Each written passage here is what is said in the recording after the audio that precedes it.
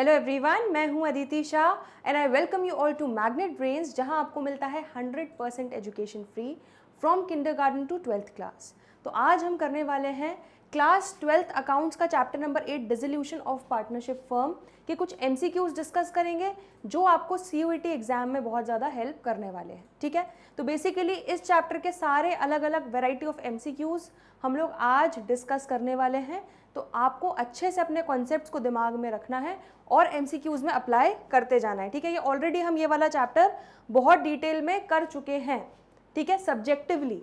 लेकिन MCQ wise अब हम, क्योंकि हमारा CUET एग्जाम में MCQs आने वाले हैं, इसीलिए इसको हम MCQ के पर्सपेक्टिव से प्रैक्टिस करेंगे। ठीक है, तो चलिए डिसोल्यूशन ऑफ पार्टनरशिप फर्म के कॉन्सेप्ट्स हम दिमाग में रखते हैं और अपने कॉन्सेप्ट्स को अप्लाई करते जाएंगे एक एक क्वेश्चन पे। चलो, तो मज़ेदार होने वाला है। Question number 1, realisation account is prepared to ascertain the. Realisation account हम क्यों प्रिपेयर करते हैं? ताकि हम क्या असर्टेन कर पाएँ, क्या कैलकुलेट कर पाएँ उससे। ए, प्रॉफिट और loss on realisation of asset. B, profit और loss on repayment of liabilities. C, A and B both, या D, none of the above. तो क्लियरली आप क्या करते हो जब भी रियलाइजेशन अकाउंट बनाते हो? ठीक है, तो क्या करते हो? रियलाइजेशन अकाउंट के थ्रू आप क्या करते हो? सारे असेट्स को मारते हो पहले, ठीक है, और सारी लाइबिलिटीज को मारते हो। फिर क्या करते हो? उन असेट्स को बेचते हो और उनसे जो पैसे आते हैं उससे लाइबिलिटीज को रीपे करते हो एंड इवेंचुअली ये निकालते हो कि इस प्रोसेस में असेट्स को बेचकर अपनी लाइबिलिटीज को रीपे करने के प्रोसेस में आपको प्रॉफिट हुआ या लॉस हुआ। तो क्लियरली यहाँ पर प्रॉफिट और loss on realisation of asset भी निकालते हो, प्रॉफिट और loss on repayment of liabilities भी निकालते हो। तो क्लियरली यहाँ पर आपका ऑप्शन क्या हो जाएगा? सही, सी, ए एंड बी बोथ। तो लॉक कर दें सी, yes.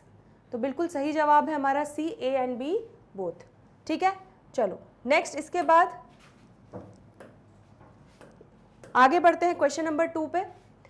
Identify the assets which is not transfer to realisation account from the following. तो मैंने आपको ये चीज सिखाई थी कि बैलेंस शीट में से देखो, अगर आपने सब्जेक्टिवली डिसोल्यूशन अच्छे से किया हुआ है तो आपको बिल्कुल भी दिक्कत नहीं आने वाली है इन MCQs में। ठीक है, आप खुद देखोगे और बोलोगे कि ये तो बहुत ही ईजी है। चलो, तो यहाँ पर क्या बोल रहा है, इनमें से क्या असेट्स हम आइडेंटिफाई करेंगे? बैलेंस शीट में से हम असेट साइड पर आइडेंटिफाई करते थे कि क्या क्या हमारे रियलाइजेशन अकाउंट में जाएगा। ऐसे असेट्स जो रियलाइज हो सकते हैं, समझ में आ रहा है? ऐसे असेट्स जिनको हम मॉनेटरी फॉर्म में कन्वर्ट कर सकते हैं, उनको हम ले जाके क्या करते थे? रियलाइजेशन अकाउंट में मारते थे। तो यहाँ पर क्लियरली पूछ रहे हैं कि कौन सा नहीं ट्रांसफर कर सकते। तो बिल्स रिसीवेबल, यस, तो बिल्स रिसीवेबल भी आपका एन कैश होगा जब, तो मॉनेटरी टर्म्स में रियलाइज होगा, ये आपका जाएगा। कैश इन हैंड और बैंक, तो कैश इन हैंड और बैंक ये आपका ऑलरेडी लिक्विड फॉर्म में है, ठीक है, ऑलरेडी आपके मॉनेटरी टर्म्स में है, तो इसको आप रियलाइजेशन अकाउंट में नहीं ट्रांसफर करोगे। इसके लिए हम अलग से कैश या बैंक अकाउंट प्रिपेयर करते हैं अपने जब डिसोल्यूशन के प्रोसेस में जो अकाउंटिंग करते हैं उसमें। ठीक है, थर्ड, गुडविल, इसको भी हम मारते हैं। ठीक है, एंड प्रीपेड एक्सपेंसेस ये भी आपका जाता है। तो क्लियरली यहाँ पर आपका कैश इन हैंड और बैंक जो है आपका आंसर हो जाएगा बी, इसको हम ट्रांसफर नहीं करते हैं रियलाइजेशन अकाउंट में। समझ में आ गया? क्लियर है इतनी कहानी? चलो आगे बढ़ेंगे। Question number 3, which of the following should be recorded in realisation account. अब इसमें से क्या चीज को हम रिकॉर्ड करना चाहिए रियलाइजेशन अकाउंट में? एडवर्टीजमेंट सस्पेंस अकाउंट, क्या है ये? कचरा आइटम। तो मैंने आपको केक और कचरा आइटम्स का कुछ बताया था, तो कभी भी केक या कचरा आइटम्स को हम रियलाइजेशन अकाउंट में नहीं ले जाते हैं। समझ में आ रहा है? वो हमेशा हम पार्टनर्स के कैपिटल अकाउंट में या तो डिस्ट्रीब्यूट करते हैं, केक आइटम है, और अगर कचरा आइटम है तो राइट ऑफ करते हैं। तो क्लियरली एडवर्टीजमेंट सस्पेंस अकाउंट नहीं जाएगा। फ्री रिजर्व, तो फ्री रिजर्व क्या है? केक आइटम, ये पार्टनर्स में डिस्ट्रीब्यूट हो जाएगा, इसको भी डायरेक्टली पार्टनर्स के कैपिटल अकाउंट में लेके जाएंगे, ये हमारे रियलाइजेशन अकाउंट में नहीं जाएगा। बैंक ओवरड्राफ्ट, यस, तो बैंक ओवरड्राफ्ट जो है हमारा एक तरीके से शॉर्ट टर्म लोन है। ठीक है, तो ये शॉर्ट टर्म लोन है, इसीलिए एक तरीके से हमारी लाइबिलिटी है जिसको हमें क्या करना पड़ेगा? रीपे करना पड़ेगा। तो इसको हम रियलाइजेशन अकाउंट में ले जाकर ट्रांसफर करेंगे। ठीक है, जहाँ पे सारी लाइबिलिटीज को मारेंगे। समझ में आया? तो क्लियरली यहाँ पर आंसर क्या हो जाएगा? सी। एंड डी ऑप्शन क्या है? Profit and loss debit balance, मतलब डेबिट बैलेंस एसेट साइड पे दिख रहा होगा, तो ये भी कचरा आइटम है, इसको भी हम पार्टनर्स में राइट ऑफ करेंगे। तो क्लियरली यहाँ पर आपका सही आंसर हो जाएगा सी। ठीक है, क्वेश्चन नंबर 3 भी क्लियर हो गया। चलो क्वेश्चन नंबर 4 पे आगे बढ़ते हैं। All assets of the firm except cash और bank are transfer to realisation account at book value, market value, present value, future value. ठीक है, तो clearly present value, future value ये तो है ही नहीं कॉन्सेप्ट में। आपको कंफ्यूजन हो सकता है बुक वैल्यू और मार्केट वैल्यू में, तो क्लियरली क्या करते हैं, बैलेंस शीट में से हम एज इट इज़ वो आइटम उठाते हैं, उसकी जो बुक्स में वैल्यू है उसी वैल्यू पे उसको ले जाके मारते हैं। अगर मशीनरी आपकी 1 लाख की दिख रही है, उसकी भले ही वैल्यू मार्केट में 80,000 है, आपको उससे मतलब नहीं, आपकी बुक्स में कितनी वैल्यू दिख रही है, आपको एक एक करके चुन चुन के अपने असेट्स को मारना है और लाइबिलिटीज़ को मारना है। इसलिए आप हमेशा असेट्स या लाइबिलिटीज़ को उनकी बुक वैल्यू पे ही ले जाकर रियलाइजेशन अकाउंट में मारोगे, फिर जैसे जैसे असेट्स रियलाइज होते जाएंगे वो उनकी मार्केट वैल्यू पे रियलाइजेशन होगा। ठीक है, तो जब भी हम ट्रांसफ़र करते हैं असेट्स और लाइबिलिटीज़ को रियलाइजेशन अकाउंट में, हमेशा बुक वैल्यू पे ही ट्रांसफ़र करते हैं।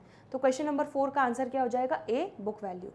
चलिए question number 5, provision for depreciation is written in dash side of dash account while closing the books at the time of dissolution. तो देखो बड़ा सिंपल है, आपको ये चीज़ याद होगी, मैंने आपको ये रूल बताया था कि जब भी आप किसी असेट को रियलाइजेशन अकाउंट के डेबिट साइड में मारोगे, ठीक है, उससे रिलेटेड, उस असेट से रिलेटेड अगर कोई भी प्रोविजन या कोई भी रिजर्व अगर आपको बैलेंस शीट में दिख रहा है, तो क्योंकि वो लाइबिलिटी होता है इसीलिए उसको हम यहाँ पर क्रेडिट साइड पर मारेंगे। समझ में आ रहा है, क्योंकि प्रोविजन या रिजर्व का क्रेडिट बैलेंस होता है, उसको मारने के लिए क्या करना होगा, डेबिट, और क्रेडिट किसको करेंगे हम, रियलाइजेशन अकाउंट। इसलिए रियलाइजेशन अकाउंट के क्रेडिट साइड में क्या आ जाएगा, प्रोविजन या रिजर्व।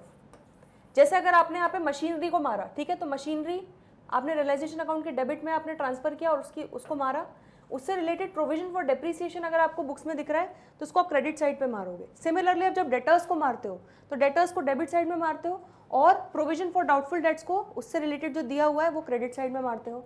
ऐसे इन्वेस्टमेंट्स अगर दिया है तो इन्वेस्टमेंट्स को आप डेबिट साइड में मारते हो, उससे रिलेटेड आपका इन्वेस्टमेंट फ्लक्चुएशन रिजर्व जो उसको आप क्रेडिट साइड में मारते हो। समझ में आ रहा है, तो ये हो गया आपका आंसर। तो यहाँ पर क्या हो जाएगा, provision for depreciation is written in the credit side of which account, realisation account. तो क्लियरली यहाँ पर क्या आंसर हो जाएगा, D, credit side of realisation account. ठीक है, तो प्रोविजन फॉर डेप्रिसिएशन को हमेशा हम credit side of realisation account में ले जाकर मारेंगे। समझ में आ गया, क्लियर हो गया कॉन्सेप्ट। चलो next question number 6, at the time of dissolution of partnership firm balance sheet of XY limited is as follows. देखो अब आपको एक छोटा सा रफ बैलेंस शीट दी हुई है, इसमें आपको दिया है कि डेटर्स 1,48,000 के थे, less provision for doubtful debts. मैंने अभी जस्ट आपसे ये चीज़ डिस्कस की है, ठीक है, तो ये दिया हुआ है। While preparing realisation account, debtors को हम कितने से मारोगे आप, तो आप डेटर्स को कभी भी 1,30,000 से नहीं मारोगे, क्योंकि that is net of provision for doubtful debts. आपको इवेंचुअली क्या करना पड़ेगा, मैंने जस्ट आपको जो अभी बात बताई, क्या करना पड़ेगा, ये रियलाइजेशन अकाउंट है, डेबिट साइड है, ये क्रेडिट साइड है, तो डेटर्स को तो उनकी बुक वैल्यू पे मारोगे, दैट इज 1,48,000। तो आप यहाँ पे लिखोगे टू डेटर्स अकाउंट 1,48,000, ठीक है, और इससे रिलेटेड जो प्रोविजन दिया हुआ है, ठीक है, क्योंकि इसका क्रेडिट बैलेंस होगा इसलिए इसको मारोगे डेबिट करने के लिए और रियलाइजेशन अकाउंट के क्रेडिट साइड में आ जाएगा। तो यहाँ पर क्या हो जाएगा, by provision for doubtful debt. ठीक है, तो सारे असेट्स को यहाँ पे मारोगे और सारी लाइबिलिटीज को यहाँ पे मारोगे। तो इवेंचुअली क्या हो रहा है, ये आपका नेट ऑफ ही हो रहा है, 1,48,000 माइनस 18,000, वो नेट ऑफ ही हो रहा है, लेकिन आपको प्रॉपरली प्रेजेंट करना है, आपको डेटर्स को 1,48,000 पे मारना है एंड प्रोविजन को अलग से सेपरेटली आपको क्रेडिट साइड पे मारना है। तो यहाँ पर क्या बोल रहे हैं, while preparing realisation account, debtors को हम कितने से राइट ऑफ करेंगे, कितने से मारेंगे, 1,48,000 से ही मारेंगे जो उनकी बुक वैल्यू है। तो क्लियरली आंसर क्या हो जाएगा, ए। समझ में आ गया क्वेश्चन नंबर 6। चलो आगे बढ़ते हैं क्वेश्चन नंबर 7 पे। What should be closing entry for goodwill given in the balance sheet at the time of dissolution of partnership firm? देखो गुडविल को भी यहाँ पे नॉर्मली असेट की तरह ही मारना है, ठीक है, यहाँ पे पार्टनर्स वगैरह में डिस्ट्रीब्यूट नहीं होगा। तो यहाँ पर क्या करते हो, जब असेट, गुडविल का क्या बैलेंस है, डेबिट, उसको मारने के लिए आपको क्या करना पड़ेगा, क्रेडिट, तो 2 गुडविल हो जाएगा। समझ में आया, तो गुडविल का डेबिट बैलेंस है, असेट साइड पे दिख रहा है, उसको मारने के लिए आप क्रेडिट करोगे तो 2 गुडविल अकाउंट हो जाएगा। और इसको कहाँ पे ट्रांसफर करोगे, रियलाइजेशन, तो क्लियरली रियलाइजेशन अकाउंट को डेबिट कर दोगे, इसलिए सारे असेट्स के साथ रियलाइजेशन अकाउंट के डेबिट साइड में आपका गुडविल भी जाकर मर जाएगा।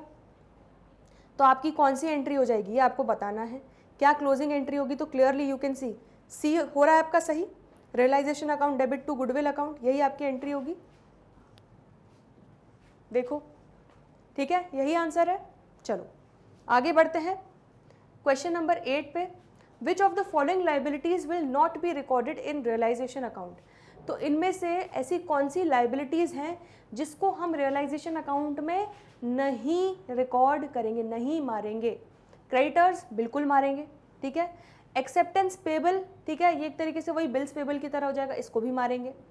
पार्टनर्स लोन एंड पार्टनर की वाइफ का लोन। तो ध्यान से, मैंने आपको क्या कॉन्सेप्ट में बताया था कि जब भी हमारे घर वाला व्यक्ति, ठीक है, फर्म का घर वाला व्यक्ति उसको लोन दे रहा है या उधारी दे रहा है, ठीक है, तो उसको कभी भी हम रियलाइजेशन अकाउंट में नहीं मारते हैं।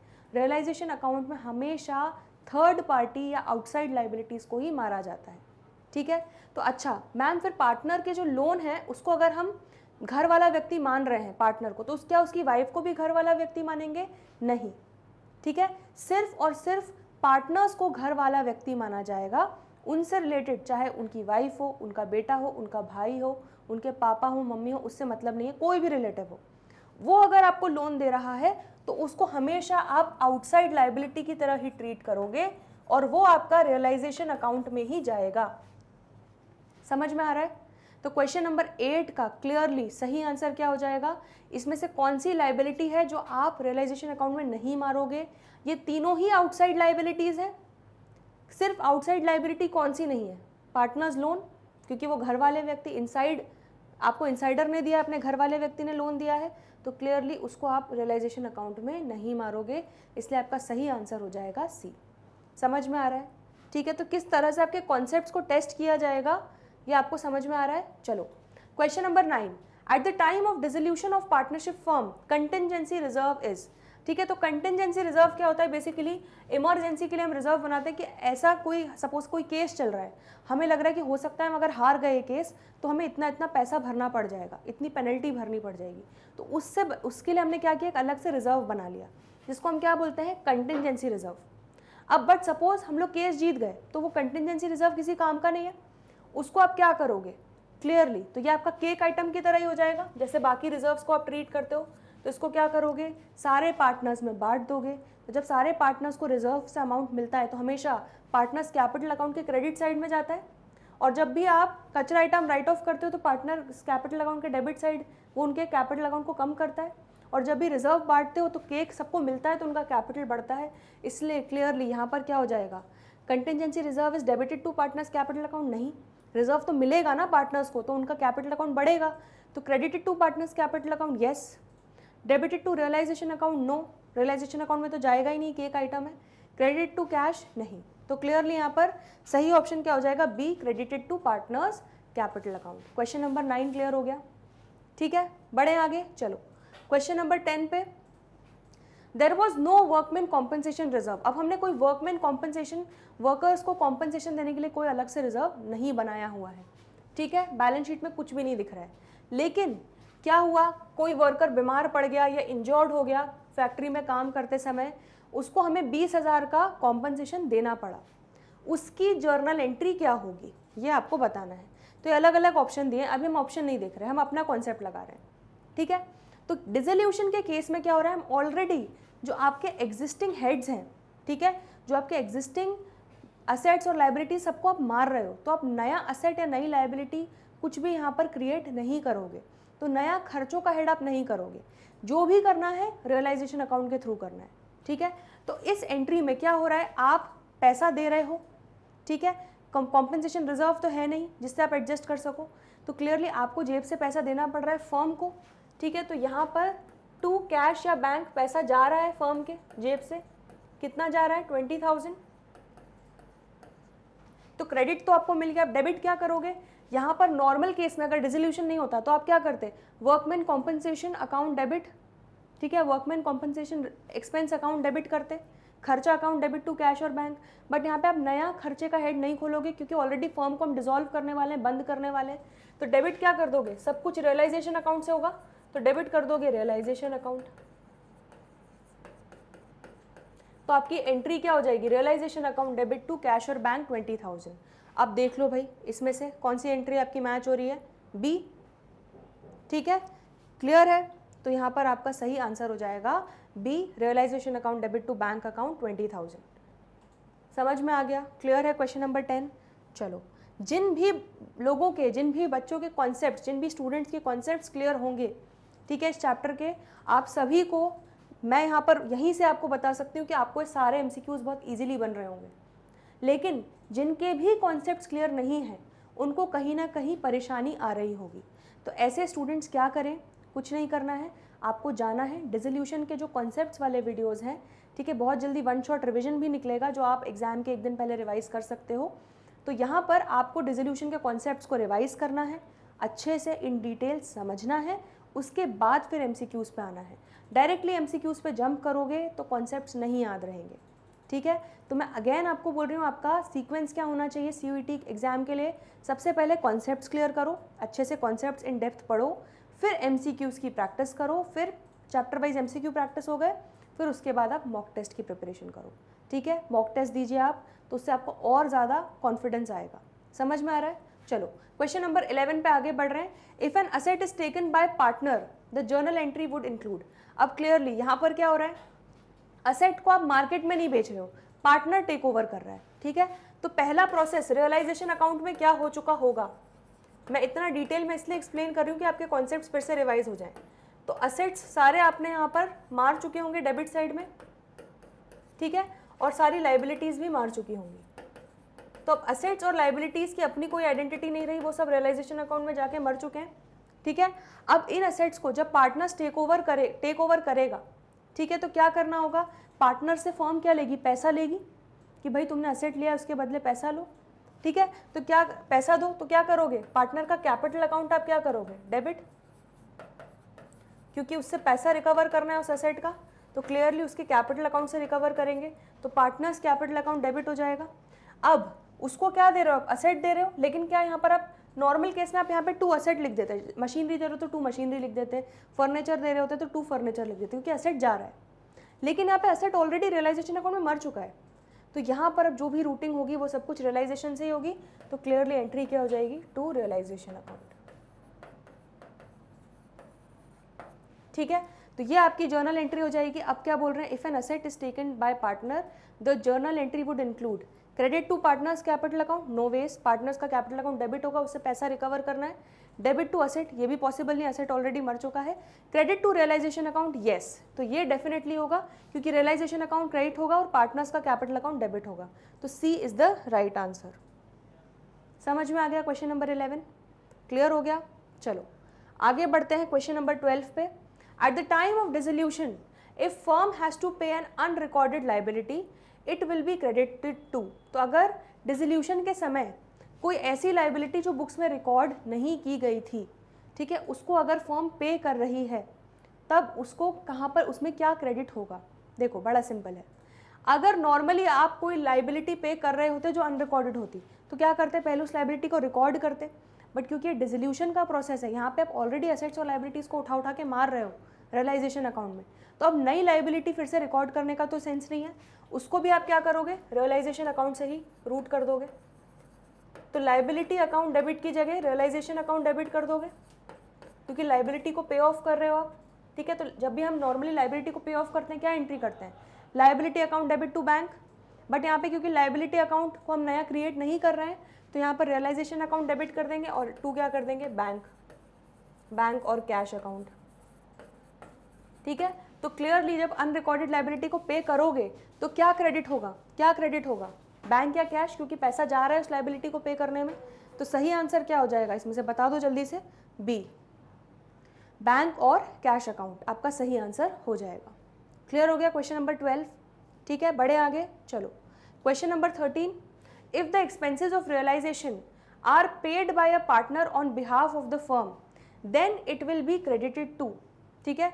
अगर रियलाइजेशन एक्सपेंसेस जो हैं, ठीक है, वो पार्टनर ने पे कर दिया है, ध्यान से, तो यहाँ पर क्या हो रहा है, जो रियलाइजेशन के खर्चे थे, ठीक है, वो बेयर किसको करना था, फर्म को, वो बेयर करना था फर्म को, ठीक है। तो बोर्न बाय फर्म, लेकिन पे किसने कर दिया, पार्टनर ने पे कर दिया, ठीक है। तो पे यहाँ पर कायदे से पे किसको करना चाहिए था, फर्म को पे करना चाहिए था, क्योंकि फर्म ही बेयर कर रही है, लेकिन फर्म के बिहाफ पे पार्टनर ने पे कर दिया। तो अब क्या होगा, फर्म को पार्टनर को लौटाना पड़ेगा, रीइंबर्स करना पड़ेगा कि ठीक है भाई तुमने मेरे बिहाफ पे खर्चा कर दिया तो हम तुम्हें वापस देंगे।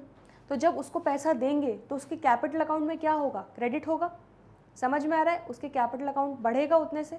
जब पार्टनर से पैसा लेना होता है तो उसके कैपिटल अकाउंट को डेबिट कर देते हैं, जब पार्टनर को पैसा देना होता है तो उसके पार्टनर के कैपिटल अकाउंट को क्रेडिट कर देते हैं। तो क्लियरली यहाँ पर फर्म को पार्टनर को देना है तो पार्टनर का कैपिटल अकाउंट क्या कर देंगे, क्रेडिट। तो यहाँ पर क्या बोल दिया, behalf of the firm then it will be credited to partners capital account. समझ में आ गया। तो यहाँ पर जर्नल एंट्री क्या हो जाएगी, खर्चा तो फर्म ही बुक करेगी, तो इसीलिए खर्चा अकाउंट डेबिट की जगह रियलाइजेशन अकाउंट डेबिट कर दोगे, क्योंकि यहाँ पर सब कुछ रूटिंग रियलाइजेशन अकाउंट से ही हो रही है। एंड 2, पैसा फर्म का नहीं जा रहा है अभी, यहाँ पर फर्म को पैसा दे, अगर फर्म खुद ही अपना खर्चा बेयर करती तो realisation account debit to bank हो जाता, बट क्योंकि फर्म नहीं दे रही है, पार्टनर ने दे दिया है, तो फर्म को पार्टनर को रिइंबर्स करना पड़ेगा, इसलिए पार्टनर का कैपिटल अकाउंट हम क्रेडिट कर देंगे। समझ में आ गया। तो क्लियरली यहाँ पर आंसर क्या हो जाएगा, credited to partners capital account.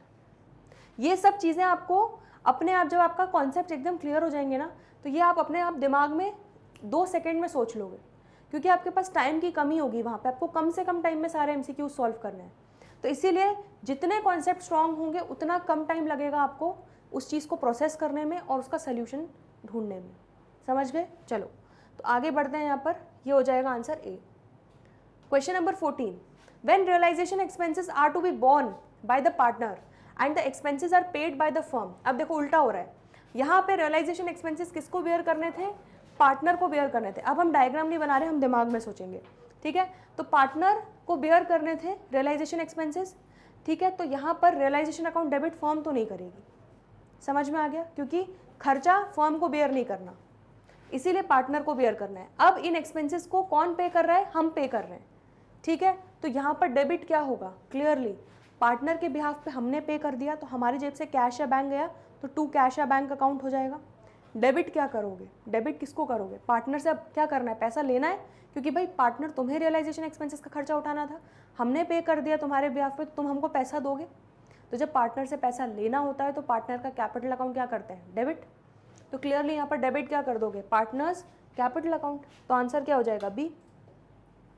समझ में आ रहा है किस तरह से सोचना है। चलो क्वेश्चन 14 हो गया। Question 15, a debtor Panishtha for 12,000 agreed to pay the dissolution expenses which were 15,000 in full settlement of a debt। तो हमारी एक डेटर है, ठीक है, जो डिसोल्यूशन एक्सपेंसेस पे कर रही है, ठीक है, और बोल रही है कि ठीक है आप ऐसा समझ लेना कि मैंने, क्या हो रहा है यहाँ पर ध्यान से, डेटर से आपको पैसा नहीं मिल रहा है, जो आपकी डेटर है वो डायरेक्टली आपके डिसोल्यूशन एक्सपेंसेस जो आपको पे करना है वो आपका डेटर आपके बिहाफ पे पे कर दे रहा है। तो क्या हो रहा है एक तरीके से यहाँ पर, ये आप लायबल हो एक्सपेंसेस खर्चा करने के लिए, और ये क्या है, ये असेट है, तो ये आपस में एडजस्ट हो रहे हैं। तो जब भी आपस में एडजस्टमेंट होता है असेट का, लायबिलिटी का या असेट का खर्चों का, तो क्या होगा, कोई एंट्री नहीं होगी।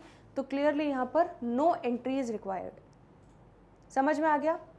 तो यहाँ पर क्लियरली आप कोई भी एंट्री नहीं करोगे। क्लियर हो गया इतना। Question number 15 done. चलो, when a partner is required to bring some amount in cash to clear off his debit balance, the entry will be। अब क्या होता है देखो, जब डिसोल्यूशन के प्रोसेस में आप पार्टनर्स का कैपिटल अकाउंट बनाते थे, ठीक है, तब क्या होता था, हम सारे एडजस्टमेंट्स करने के बाद ये निकालते थे कि भाई पार्टनर को पैसा देना है या उससे पैसा लेना है, ठीक है। तो यहाँ पर क्या आ रहा है, व्हेन अ पार्टनर, अगर पार्टनर रिक्वायर्ड है कि उसको अपने घर से कैश लाना पड़ेगा, ठीक है, क्योंकि उसका डेबिट बैलेंस आ रहा है, ठीक है, क्रेडिट बैलेंस आ रहा होता तो हम क्या करते, उसको पे ऑफ करके उसका सेटलमेंट कर देते। बट अगर डेबिट बैलेंस आ रहा है, मतलब हमको उससे पैसा लेना है, फर्म को उससे पैसा लेना है पार्टनर से। समझ में आ रहा है। तो क्या करेंगे, उस केस में वो पैसा लेकर आएगा, तो एंट्री क्या हो जाएगी, cash account debit to partners capital account. बिल्कुल सिंपल, जैसे वो अपना कैपिटल इंट्रोड्यूस करता है वही वाली एंट्री होगी, ठीक है। तो वो अपने कैपिटल में उतना पैसा लेकर आ जाएगा जिससे उसका डेबिट बैलेंस जो है वो सेटलमेंट हो जाएगा।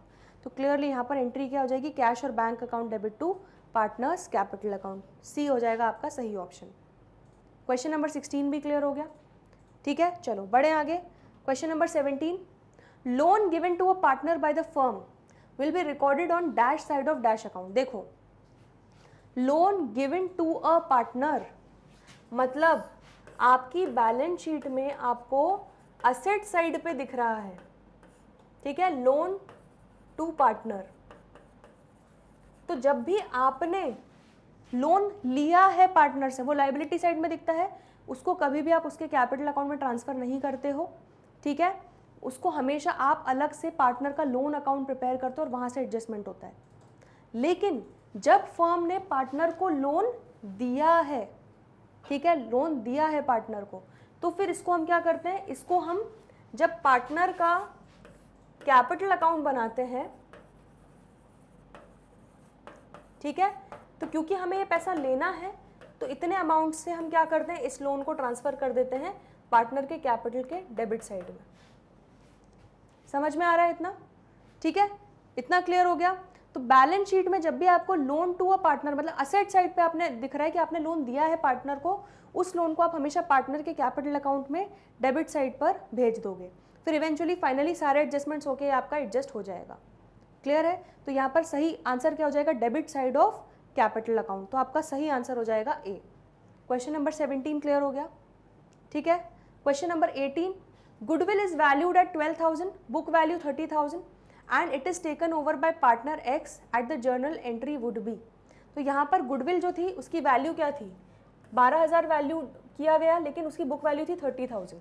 तो जब आपने गुडविल को मारा होगा, ठीक है, तो आपने अपने रियलाइजेशन अकाउंट में उसको 30,000 पर मारा होगा। बट अब जब पार्टनर उसको टेक ओवर कर रहा है तो ये बिल्कुल वही सेम एंट्री होगी, असेट टेक ओवर करने वाली। तो क्या करते हो, पार्टनर से पैसा लेना है, उसका कैपिटल अकाउंट डेबिट कर दोगे, तो एक्सेस कैपिटल अकाउंट डेबिट, उसको आप क्या दे रहे हो, गुडविल। लेकिन गुडविल यहाँ पे लिखोगे नहीं क्योंकि उसको आप ऑलरेडी रियलाइजेशन अकाउंट में मार चुके हो, इसलिए सारी एंट्री आप रूट करोगे रियलाइजेशन अकाउंट से। तो आपकी एंट्री क्या हो जाएगी, excess capital account debit to realisation account. सही ऑप्शन क्या हो जाएगा, ए। क्लियर हो गया इतना? आगे बढ़ते हैं अब क्वेश्चन 19 पर। At the time of dissolution the extract of balance sheet is as follows. तो अगेन आपको बैलेंस शीट का एक्सट्रैक्ट दिया है, देखो क्या क्या दिया है। एक्स का कैपिटल अकाउंट दिया है 70,000। तो देखो कैपिटल अकाउंट आपको यहाँ पर कहाँ पे दिया हुआ है, असेट साइड पे। इसका मतलब क्या है, इस कैपिटल अकाउंट का डेबिट बैलेंस है, मतलब हमें एक्स से लेना है। समझ में आ रहा है डिफरेंस? ठीक है। तो यहाँ पर अगर कैपिटल अगर आपका यहाँ पर दिया होता, मतलब एक्स को हमें इतना देना है, लाइबिलिटी है हमारी, सर पे बोझ है। बट असेट साइड में आ रहा है, मतलब एक्स से हमें इतना पैसा लेना है, उसका कैपिटल अकाउंट डेबिट में चला गया है, लोन फ्रॉम एक्स, और उसी पार्टनर से हमें लोन मिला है 1 लाख रुपए का। ठीक है। तो हमें यहाँ पर करेक्ट जर्नल एंट्री दिखानी है for settlement of excess loan. तो देखो बड़ा ही सिंपल है, यहाँ पर क्या करना पड़ेगा, देखो ध्यान से, 1 लाख रुपए का लोन जो था रीपे करना है एक्स को, तो आपको एक्स को 1 लाख रुपए देना है और उससे 70,000 उसके कैपिटल के अगेंस्ट लेना है। ठीक है। तो अब या तो आप एक्स से बोलो कि भाई तुम 70,000 लेकर आओ, तुम्हें 70,000 देना है अपने कैपिटल का, वो लेकर आओ, फिर हम 1 लाख रुपए एक्स को दे दें, ये एक तरीका है। या आप ये कर सकते हो, इसको आपको रीपे करना है, तो जैसे अगर इसको आप रीपे की एंट्री करते तो क्या करते, इसको कभी भी रियलाइजेशन अकाउंट में ट्रांसफर नहीं करोगे क्योंकि ये आपका इनसाइड घर वाले इंसान ने लोन दिया है। ठीक है, इनसाइड लाइबिलिटी आउटसाइड लाइबिलिटी नहीं है। तो loan from X account debit कितना, 1 लाख टू बैंक अकाउंट, ये एंट्री आप करते नॉर्मल केस में, अगर ये नहीं होता तो। ठीक है, ये एंट्री करते। लेकिन क्योंकि यहाँ पर 70,000 आपको कैपिटल का अमाउंट लेना है एक्स से, तो अब आप क्या करोगे, अब आप बोलोगे कि एक काम करते हैं, हमें तुमसे 70,000 लेना है ना, तो इसको लेने को हम तुम्हारे देने से एडजस्ट कर देते हैं। ठीक है। तो 1 लाख अगर आपको देना है, उसमें से 70,000 तो हमें तुमसे ही लेना है, तो हम टू एक्सेस कैपिटल अकाउंट 70,000 यहाँ से एडजस्ट कर देंगे। ठीक है। तो मुझे 1 लाख एक्स से लेना है, सॉरी 1 लाख उसको देना है और 70,000 उससे लेना है, तो नेट मुझे एक्स को कितना देना होगा, इसको आपस में एडजस्ट कर दिया 30,000। ठीक है। तो उतना मैं पे कर दूंगी। तो पूरा 1 लाख पे करने की जगह मैंने क्या किया, जो कैपिटल अकाउंट का डेबिट बैलेंस आ रहा था, ठीक है, उसको मैंने इस लोन से एडजस्ट कर दिया। तो क्लियरली यहाँ पर एंट्री आपकी क्या हो जाएगी, loan from X account debit 1 lakh to excess capital account 70,000 to bank account 30,000। देखो क्वेश्चन नंबर 19 का सही आंसर क्या हो रहा है, यहाँ पर जर्नल एंट्रीज देख लो, कौन सी सही एंट्री हो जाएगी, क्लियरली देख सकते हो आप, C entry, X's loan account debit to X's capital account 70,000 to bank और कैश अकाउंट 30,000, यहाँ पर क्लियरली सही ऑप्शन हो जाएगा आपका सी। ठीक है, समझ में आ गया। बढ़े आगे, question number 20, cash balance shown in the balance sheet is shown on dissolution of firm in. तो जो भी कैश का बैलेंस होता है, ठीक है, जो बैलेंस शीट में दिख रहा है, उसको आप कहाँ लिखते हो, आप उसके लिए सेपरेटली एक कैश अकाउंट बनाते हो, और जो बैलेंस शीट में बैलेंस दिख रहा है वो क्या हो जाता है आपका ओपनिंग बैलेंस, तो टू बैलेंस ब्रॉट डाउन। तो क्लियरली उस बैलेंस को जो बैलेंस शीट में दिख रहा है उसको आप कैश अकाउंट में दिखाते हो, तो रियलाइजेशन अकाउंट में दिखाओगे, कैश अकाउंट में दिखाओगे, कैपिटल अकाउंट में, लोन अकाउंट में, तो क्लियरली आपका सही आंसर क्या हो जाएगा, बी कैश अकाउंट। समझ में आ गया, ये हो गया आपका क्वेश्चन नंबर 20। चलिए, तो अब हम थोड़ी सी स्पीड बढ़ाएंगे क्योंकि अब हमने काफ़ी कॉन्सेप्ट ब्रशअप किए हैं। Creditors to whom the firm owed 6,000 accepted debtors of 5,000 at a discount of 5% and the balance in cash. Cash will be credited by। तो अब देखो ध्यान से क्या हो रहा है यहाँ पर, क्रेडिटर्स थे टोटल कितने, 6,000, तो हमें टोटल क्रेडिटर्स को देना था 6,000 रुपये। उन्होंने बोला एक काम करो, आप हमें डेटर्स जो आपके हैं 5,000 के, वो हमें दे दो एट ए डिस्काउंट ऑफ 5%। इसका मतलब क्या हो रहा है, डेटर्स 5,000 के थे, ठीक है, एट ए डिस्काउंट ऑफ 5%, तो 5,000 का 5% कितना हो जाएगा, 250, ठीक है, तो माइनस 250 हो जाएगा, दैट इज 5% डिस्काउंट, तो नेट कितना हो जाएगा 4750। तो यहाँ पर क्लियरली 6,000 में से 4750 जो है वो हम डेटर्स के थ्रू एडजस्ट कर रहे हैं, एंड जो बैलेंस है वो कैश में दे रहे हैं। तो 6,000 में से अगर 4750 के डेटर्स दे रहे हैं, तो रिमेनिंग 1250 का हम क्या दे रहे हैं, कैश दे रहे हैं। तो यहाँ पर यही पूछा है कि कैश को आप कितने अमाउंट से क्रेडिट करोगे, मतलब कितना कैश जाएगा, 1250 जाएगा। तो क्लियरली आपका आंसर क्या हो जाएगा, बी। और इस एडजस्टमेंट के लिए कोई भी एंट्री नहीं होगी, क्यों, क्योंकि जब भी एसेट और लाइबिलिटीज आपस में एडजस्ट होते हैं उसकी हम कोई भी एंट्री नहीं पास करते हैं, नो एंट्री। ठीक है, सिर्फ और सिर्फ ये आपका इस पेमेंट की एंट्री होगी आपकी। समझ में आ गया, इतना क्लियर हो गया। चलो क्वेश्चन नंबर 21 भी हो गया, आगे बढ़ते हैं। क्वेश्चन नंबर 22, अगर टोटल असेट्स है 5 लाख के, टोटल लाइबिलिटीज है 1 lakh, amount realised on sale of assets 4 lakh and realisation expenses 10,000 के हैं, तो हमें निकालना है अमाउंट ऑफ प्रॉफिट और लॉस ऑन रियलाइजेशन अकाउंट। तो चलो जल्दी से रफ में एक रियलाइजेशन अकाउंट बना लेते हैं। ठीक है, ये हो जाएगा आपका डेबिट, ये हो जाएगा क्रेडिट। तो यहाँ पर टोटल असेट्स, तो टू टोटल असेट्स अकाउंट, ठीक है, ये आपको इतना सब कुछ नहीं लिखना है, आप रफ में लिख लेना, टीए लिख लेना उसको, क्योंकि आपको यहाँ पर कम से कम टाइम में एमसीक्यू सॉल्व करने हैं। तो टोटल असेट्स 5 लाख के हो गए, and by total liabilities 1 lakh के आपने ले जाकर रियलाइजेशन अकाउंट में मार दिया। अब असेट्स आपके रियलाइज हुए कितने, 4 लाख में, तो बाय बैंक अकाउंट 4 लाख में आपके असेट्स रियलाइज हो गए। ठीक है, रियलाइजेशन एक्सपेंसेस आपके हुए 10,000, तो realisation account debit to bank account 10,000 रुपए का खर्चा हुआ। और साथ ही साथ अगर आपको लाइबिलिटी, आपकी जो टोटल लाइबिलिटीज है उनके लिए कुछ भी आपको अगर जानकारी नहीं दी है, तो भी कुछ भी हो जाए आपको उसको पे करना ही पड़ेगा, चाहे क्वेश्चन में उसकी इंफॉर्मेशन दी हो या ना दी हो, तो ये भी हम पे करेंगे। तो टू बैंक अकाउंट, और कुछ इन्फॉर्मेशन नहीं दी है तो जो बुक वैल्यू है उसी पे कर देंगे 1 लाख। ठीक है, क्लियर हो गया। तो ये हो गया आपका रियलाइजेशन अकाउंट। अब टोटल लगा लो, ये कितना हो रहा है, डेबिट साइड 6,10,000 और ये कितना हो रहा है 5 लाख। ठीक है, तो clearly debit side is greater, तो आपका बैलेंसिंग फिगर कहाँ आ जाएगा, यहाँ पर 1,10,000 का, तो ये क्या हो जाएगा आपका बाय लॉस ऑन रियलाइजेशन। ठीक है, समझ में आ रहा है। तो डेबिट साइड आपका नुकसान ज़्यादा हो रहा है क्योंकि, और फ़ायदा कम हो रहा है, इसलिए आपका यहाँ पर लॉस ऑन रियलाइजेशन आ रहा है 1,10,000 का। तो क्लियरली आपका सही आंसर क्या हो जाएगा यहाँ पर, डी, 1,10,000 का लॉस हो जाएगा। क्लियर है क्वेश्चन नंबर 22।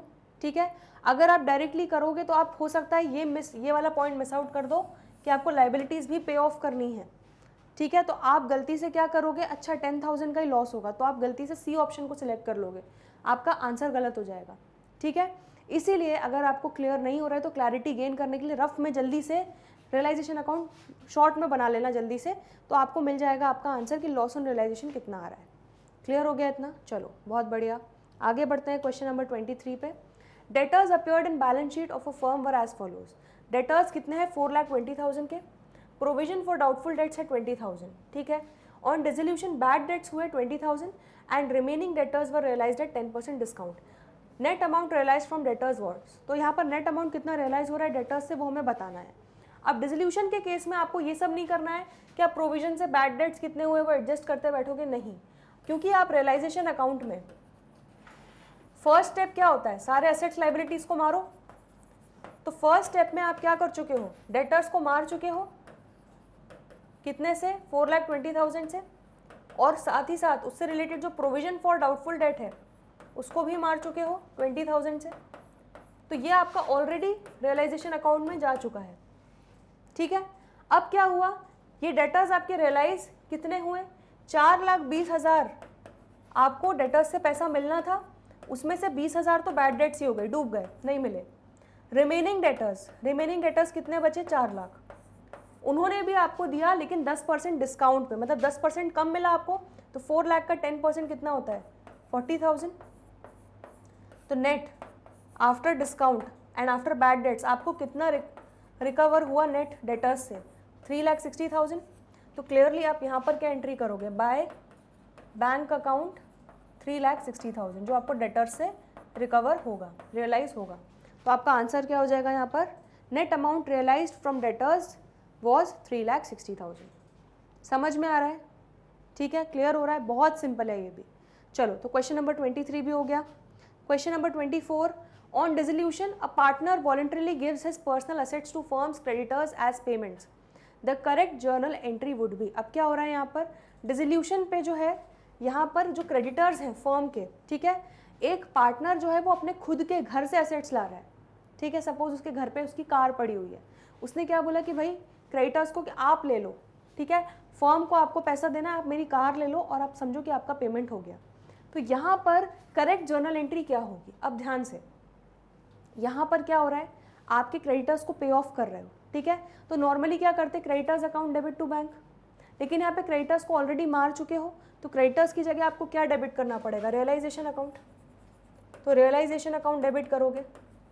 अब क्या पैसा जो है वो फर्म पे कर रही है क्रेडिटर्स को? नहीं, खुद पे कर रही होती फर्म तो realisation account debit to bank करते, बट क्योंकि पार्टनर पे कर रहा है क्रेडिटर को फर्म के बिहाफ पे, तो फर्म को पार्टनर को वो पैसा लौटाना पड़ेगा जितने का उसने असेट क्रेडिटर्स को दिया है। क्लियरली, तो यहाँ पर टू पार्टनर्स कैपिटल अकाउंट कर दोगे, ठीक है। तो पार्टनर्स को पैसा देना है फर्म को, समझ में आया? तो फर्म पैसा वापस रीइंबर्स करेगी पार्टनर को जितना उसने अपना पर्सनल असेट क्रेडिटर को दिया है फर्म के। समझ में आ गया? तो ये आपकी जर्नल एंट्री हो जाएगी। तो क्लियरली यहाँ पर एंट्री देखो क्या हो जाएगी, D, realisation account debit to partners capital account. बहुत ही सिंपल लॉजिक है, ठीक है। बढ़े आगे, चलो क्वेश्चन नंबर 25, अ बिल रिसीवेबल वो रिसीव्ड फ्रॉम डेटर वंश फॉर 20,000। तो हमें, हमारा एक डेटर था जिससे हमें पैसा लेना था वंश 20,000 रुपये, ठीक है। अब हमने क्या किया, हम गए बैंक के पास कि भैया हमें तो अर्जेंटली चाहिए। वंश ने कहा कि वो हमें इतने कुछ महीनों बाद देगा, लेकिन हमको अभी के अभी पैसा चाहिए था। तो हम गए बैंक के पास, हमने बोला कि भाई बैंक प्लीज़ ये बिल डिस्काउंट कर दो, ये जब वंश पेमेंट करेगा तो आपको 20,000 पेमेंट करेगा, ठीक है, जब मैच्योरिटी हो जाएगी इस बिल की। तो बैंक ने हमें अपना थोड़ा सा चार्जेस काट के 19,700 दे दिया, 300 रुपये बैंक ने चार्जेस काट लिए। वंश बिकेम इंसॉल्वेंट। अब क्या हुआ, जब पैसे देने की बात आई तो वंश इंसॉल्वेंट हो गया। उसने क्या दिया, 60 पैसा इन रुपी ही दिया, उसने 60% दिया फ्रॉम हिज एस्टेट। तो amount to be paid by firm to bank is, अब क्या होगा, जब वंश इंसॉल्वेंट हो जाएगा, समझ में आ रहा है? तो वंश जब इंसॉल्वेंट हो जाएगा तो यहाँ पर बैंक को वो पैसा नहीं दे पाएगा टाइम पे, तो बैंक आके किसकी कॉलर पकड़ेगी, फर्म की कॉलर पकड़ेगी। आ रहा है समझ में कि भाई आपने तो कहा था आपका डेटर हमें पैसा दे देगा, अब आपका क्योंकि डेटर पैसा नहीं दे पा रहा है तो अब आप पैसा दो। तो बैंक को कितना मिलना चाहिए था, बैंक को इससे मतलब नहीं है वो इंसॉल्वेंट हो गया वो कितना देने वाला है, उससे मतलब नहीं है। अभी बैंक को कितना चाहिए जब वो इंसॉल्वेंट हो गया है, तो बैंक को कितना चाहिए, 20,000 जितना उसको वंश से मिलना चाहिए था, जितने का बिल अमाउंट था आपका, तो क्लियरली आपको फर्म को, बैंक को कितना देना पड़ेगा, 20,000 ही देना पड़ेगा। ठीक है, उसके बाद भले ही वंश जब इंसॉल्वेंट हो गया वो 60 पैसा इन रुपी जो भी देगा वो आपको मिल जाएगा, लेकिन आपको बैंक को पूरा बिल का अमाउंट ही देना पड़ेगा, दैट इज 20,000। तो क्लियरली यहाँ पर आंसर क्या हो जाएगा, 20,000। ठीक है, तो इस चीज़ में बिल्कुल भी कंफ्यूज नहीं होना। जब भी आपका डेटर इंसॉल्वेंट हो जाता है और बिल्स रिसीवेबल को मीट नहीं कर पाता है, तो मैच्योरिटी डेट पे बैंक आके आपकी कॉलर पकड़ेगी और बोलेगा कि बिल अमाउंट हमें दो, आपका डेटर नहीं दे पाया आप पैसा दो, क्योंकि आप हमसे पैसा बिल डिस्काउंट करवा के लेके गए थे, तो आपको 20,000 पूरा का पूरा पे करना पड़ेगा। फिर भले ही बाद में वंश जब आपका डेट, आप उसको वापस डेटर बना लोगे अपनी बुक्स में, क्योंकि उससे पैसा आप बिल रिसीवेबल डिसऑनर हो गया, तो फिर जब उससे जितना पैसा आ जाएगा उसको आप रियलाइज़ कर लोगे। ठीक है, वो आपको मिल जाएगा। क्लियर हो गया इतना? तो क्वेश्चन नंबर 25 का कॉन्सेप्ट समझ में आ गया।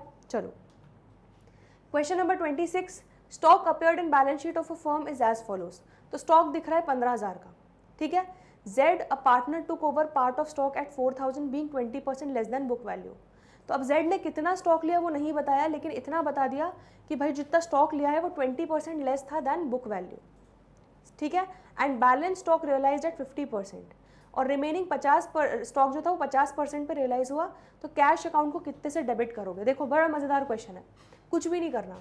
स्टॉक की बुक वैल्यू कितनी थी? 15,000। ठीक है, अब वो बोल रहे हैं कि इस 15,000 के स्टॉक में से जेड जो एक पार्टनर है, ठीक है, उसने स्टॉक टेक ओवर किया 4,000 में, जो था 20% less then the book value. तो अगर बुक वैल्यू आपकी 100 है, ठीक है, तो यहाँ पर 20% लेस, दैट इज 80 रुपये में इसने खरीदा, 80 रुपये में इसने टेक ओवर किया। समझ में आ रहा है? तो ये कह सकते हैं कि जो 4,000 है ये 80% है ऑफ द बुक वैल्यू। अगर बुक वैल्यू 100% है, ठीक है, उसने 20% लेस देन बुक वैल्यू पे लिया है, तो ये 80% है। तो 4,000 अगर डिवाइडेड बाय आप 80% करोगे तो देखो कितना आ जाएगा आपका, 4,000 डिवाइडेड बाय 80% आपका आ जाएगा 5,000। तो क्लियरली अब आप निकाल के देख लो भले, 5,000 का स्टॉक जो था वो उसने 20% डिस्काउंट, दैट इज 1,000 रुपये के डिस्काउंट पे टेक ओवर किया, मतलब 4,000 का टेक ओवर किया। देखो सही आंसर आ रहा है, समझ में आया? तो इस तरह से आप क्रॉस चेक भी कर सकते हो। ये समझ में आ गया? तो क्या हो रहा है, 15,000 के स्टॉक में से 5,000 की वैल्यू वाला स्टॉक तो जेड टेक ओवर कर रहा है, कितने में? 4,000 में टेक ओवर कर रहा है। रिमेनिंग स्टॉक रियलाइज हो रहा है 50% पे, तो 15,000 में से 5,000 का स्टॉक जेड ने ले लिया, रिमेनिंग कितना बचा? 10,000। तो 10,000 का स्टॉक आपका रियलाइज हो रहा है कितना? 50% पे, दैट इज 5,000। तो 10,000 का स्टॉक 5,000 में बिक रहा है, तो आपको कैश कितना मिलेगा, पैसा कितना आएगा, कैश अकाउंट कितने से डेबिट होगा? क्लियरली 5,000 से। तो आपका आंसर क्या हो जाएगा? बी। ठीक है, समझ में आ रहा है? तो क्वेश्चन बहुत ही सिंपल है, आपको बस लैंग्वेज को ध्यान से समझना है। चलो ये क्वेश्चन नंबर 26 भी हो गया। आगे बढ़ रहे हैं क्वेश्चन नंबर 27 पे। Creditors appeared in balance sheet on March 31, 2021 were 3 lakh. ठीक है, बैलेंस शीट में क्रेडिटर्स 3 लाख दिख रहे हैं। ये क्रेडिटर्स थे जो ड्यू थे on an average basis of 2 months after the date of balance sheet. हमें इन क्रेडिटर्स को 2 महीने बाद पेमेंट करना था बैलेंस शीट के। ठीक है, लेकिन क्योंकि अब उनको इमीडिएटली पे करना पड़ रहा है हमें 31 मार्च को ही, कितना? At 1% per month discount, cash account will be credited by. तो क्या हो रहा है देखो ध्यान से, क्रेडिटर्स को आपको 2 महीने बाद पे करना था। कितना पे करना था? 3 लाख पे करना था। ठीक है, अब क्योंकि आपकी फर्म डिसॉल्व हो रही है, बंद होने वाला है आपका बिजनेस, तो आपको उनको अभी के अभी पे करना पड़ेगा, मतलब 2 महीने पहले ही पे करना पड़ेगा। और अगर आप पहले पे करते हो तो आपको हर महीने 1% डिस्काउंट मिलेगा। ठीक है, तो अगर 2 महीने पहले पे करोगे तो मतलब आपको कितना परसेंट डिस्काउंट मिल जाएगा? 2%। तो क्लियरली 3 लाख का 2% कितना हो जाएगा? 3 लाख का 2% देखो, 3 लाख का 2% हो जाएगा आपका 6,000। तो 2% 2 मंथ्स का हो जाएगा आपका डिस्काउंट। अगर 1 महीने का 1% है तो 2 महीने पहले दे रहे हो आप, तो 2% डिस्काउंट मिल जाएगा, दैट इज 6,000। तो आपको नेट कितना पे करना पड़ेगा क्रेडिटर्स को? 2,94,000। ठीक है, तो बस वही पूछ रहे हैं कि कैश अकाउंट को कितने से क्रेडिट करोगे, मतलब आपका कैश कितना जाएगा? 2,94,000। तो आपका आंसर हो जाएगा ए। क्वेश्चन 27 भी क्लियर हो गया। चलो आगे बढ़ते हैं क्वेश्चन नंबर 28 पर। Tripathi ji a partner in a firm agreed to take over the responsibility of completing dissolution. एक पार्टनर थे त्रिपाठी जी, उन्होंने बोला कि भाई मैं रिस्पॉन्सिबिलिटी ले रहा हूँ, पूरा डिसोल्यूशन का प्रोसेस मैं करूँगा, लेकिन उसके बदले मुझे रेम्यूनरेशन चाहिए, मुझे पैसा चाहिए 12,000 रुपये, ठीक है, और मैं जो भी रियलाइजेशन एक्सपेंसेस भी होंगे वो भी मैं खर्चा मैं खुद ही बियर कर लूँगा, उसके लिए फर्म को बियर करने की ज़रूरत नहीं है। तो actual expenses of realisation amounted to 18,000। अब एक्चुअल एक्सपेंसेस चाहे 18,000 हो या 1 लाख हो या 18 लाख हो, उससे मतलब नहीं है। वो बियर कौन करेगा? वो बियर करेगा आपका त्रिपाठी जी। समझ में आ गया? तो रियलाइजेशन अकाउंट को फर्म कितने से डेबिट करेगी? जो फर्म के लिए खर्चा है। तो फर्म के लिए क्या खर्चा है यहाँ पर?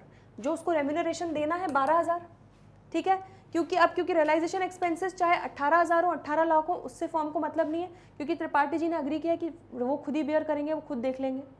हमें कितना देना है? हमें कितना देना है? हमारा खर्चा कितना है? फर्म का खर्चा 12,000 है जो त्रिपाठी जी को देना है।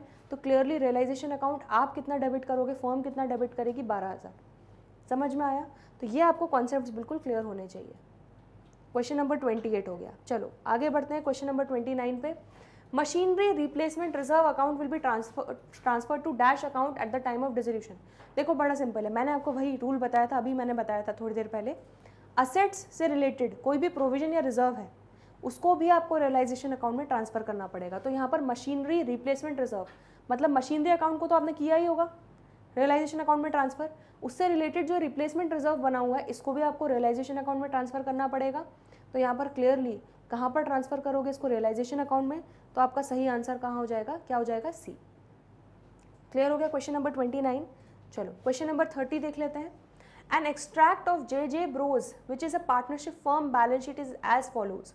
मनोज का लोन अकाउंट दिख रहा है, ठीक है, तो ये बेसिकली एक पार्टनर है मनोज जिसका लोन अकाउंट है 15,000। JJ Bros paid to Manoj 15,500 in settlement of his loan along with interest. Assume that Manoj is also a partner in JJ Bros.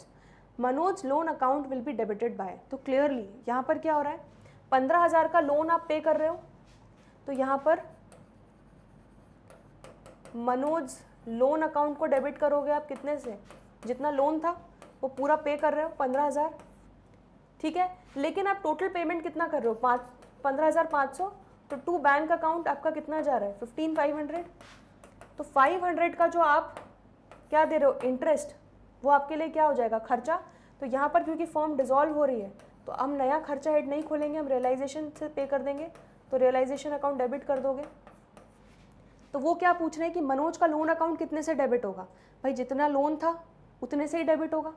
तो 15,000 का क्रेडिट बैलेंस है उसके लोन का, तभी लाइबिलिटी साइड पे दिख रहा है, उतने से ही डेबिट करोगे जब उसको पे ऑफ करोगे। तो क्लियरली 15,000 से ही डेबिट होगा मनोज का लोन अकाउंट, ठीक है। जो इंटरेस्ट दे रहे हो 500 रुपये वो आपका खर्चा बुक हो जाएगा और आप टोटल पेमेंट आपके बैंक से हो जाएगा 15,500। समझ में आ गया? तो आपका आंसर हो जाएगा A, Manoj loan account will be debited by 15,000। समझ में आ गया क्वेश्चन 30। आगे बढ़ते हैं अगले क्वेश्चन पे, question number 31। There were 1,000 shares of ₹10 each in Machine Tools Limited acquired at a cost of ₹18,000 which had been written off completely from the books। ठीक है, तो हमारी फर्म ने 1,000 शेयर्स खरीदे थे। कौन सी कंपनी में? मशीन टूल्स लिमिटेड में खरीदे थे। आया समझ में? कितने में खरीदे थे? 18,000 में खरीदे थे। अब वो बेसिकली हमारी क्या है? फर्म के लिए क्या हो गई? इन्वेस्टमेंट्स हो गई। असेट साइड पे इन्वेस्टमेंट्स दिख रहा होगा, लेकिन अब उसको कंप्लीटली राइट ऑफ कर दिया बुक्स में से। These shares were valued at ₹8 each and taken by Deepankar, a partner of the firm। अब बुक्स में तो राइट ऑफ कर दिया है, लेकिन इनकी अभी मार्केट वैल्यू कितनी चल रही है? 8 रुपये पर शेयर, मतलब 1,000 इंटू 8 मतलब 8,000 रुपये का टोटल इन्वेस्टमेंट्स। लेकिन ये बुक्स में नहीं है, इसलिए क्या हो जाएंगे? अनरिकॉर्डेड। समझ में आ रहा है? तो क्योंकि बुक्स में जैसे कई बार आपको एग्जाम्पल, हम लोगों ने कई क्वेश्चंस भी सॉल्व किए डिसोल्यूशन में, कोई कंप्यूटर है उसको आपने कंप्लीटली बुक्स में से राइट ऑफ कर दिया, अब वो स्क्रैप में जैसे बिक रहा है, रद्दी में बिक रहा है। समझ में आ रहा है? तो बुक्स में तो वो रिकॉर्डेड नहीं है, तो अनरिकॉर्डेड असेट की तरह ट्रीट करते हैं। तो जब भी अनरिकॉर्डेड असेट रियलाइज होता है तो क्या एंट्री करते हैं? पैसा मिल रहा है, उसको बेचा, कंप्यूटर को बेचा, तो bank account debit to unrecorded asset नहीं करोगे, टू क्या करोगे? टू रियलाइजेशन अकाउंट, क्योंकि यहाँ पर हम कोई नया असेट रिकॉर्ड नहीं करेंगे। ठीक है, जो राइट ऑफ हो गया हो गया। ठीक है, समझ में आ रहा है? तो जो भी आपकी रूटिंग होगी एंट्रीज की वो रियलाइजेशन अकाउंट के थ्रू ही होगी। तो क्लियरली यहाँ पर अगर ये अनरिकॉर्डेड इन्वेस्टमेंट्स बेचते हैं हम मार्केट में, तो आप एंट्री क्या करते हैं, bank account debit to realisation. But यहाँ पर क्या हो रहा है, यहाँ पर आपका पार्टनर टेक ओवर कर रहा है, तो पार्टनर का कैपिटल अकाउंट डेबिट करेंगे, उससे पैसा लेना है। तो दीपांकर्स कैपिटल अकाउंट को डेबिट करेंगे, कितने अमाउंट से, उससे कितना लेना रहेगा हमें, 8 रुपये मार्केट वैल्यू है, 1000 शेयर्स का टोटल 8000 लेना होगा। तो दीपांकर्स कैपिटल अकाउंट डेबिट टू क्या हो जाएगा आपका यहाँ पर, टू रियलाइजेशन अकाउंट। आ रहा है समझ में, कितना, 8000 रुपीज़। तो यहाँ पर आपका सही आंसर हो जाएगा सी। क्वेश्चन नंबर 31 क्लियर हो गया। चलो क्वेश्चन नंबर 32 पे आगे बढ़ते हैं। Vansh, Kanishka and Raghav are partners in firm. 3 partners हैं, वंश, कनिष्का और Raghav. They all wish to dissolve the firm. अब वो अपनी फर्म को डिजॉल्व करना चाह रहे हैं। They all are not agreed upon the payment of Vansh loan. अब वंश का कोई लोन था, वंश ने कोई लोन दिया होगा फर्म को, दैट इज पार्टनर्स लोन, ठीक है, वो अग्री नहीं कर रहे हैं कि उसका पेमेंट करना चाहिए। वंश wants it should be paid first, ठीक है, तो वंश चाह रहा है कि सबसे पहले मेरे लोन का पेमेंट करो, फिर आप बाकी सारी लाइबिलिटीज का पेमेंट करते रहना। कनिष्का बोल रही है कि नहीं, इसको सबसे लास्ट में पेमेंट करेंगे क्योंकि ये पार्टनर का लोन है, घर वाली बात है, ठीक है। राघव बोल रहा है कि Raghav wants it should be paid after payment to third parties loan but before payment of capital. तो आपने कॉन्सेप्ट में सीखा है क्या सीक्वेंस होता है, सबसे पहले जितनी भी थर्ड पार्टी या आउटसाइड लाइबिलिटीज हैं उनको पे ऑफ किया जाएगा। उसके बाद अगर पार्टनर्स के कोई लोन है, ठीक है, उनको पे ऑफ किया जाएगा।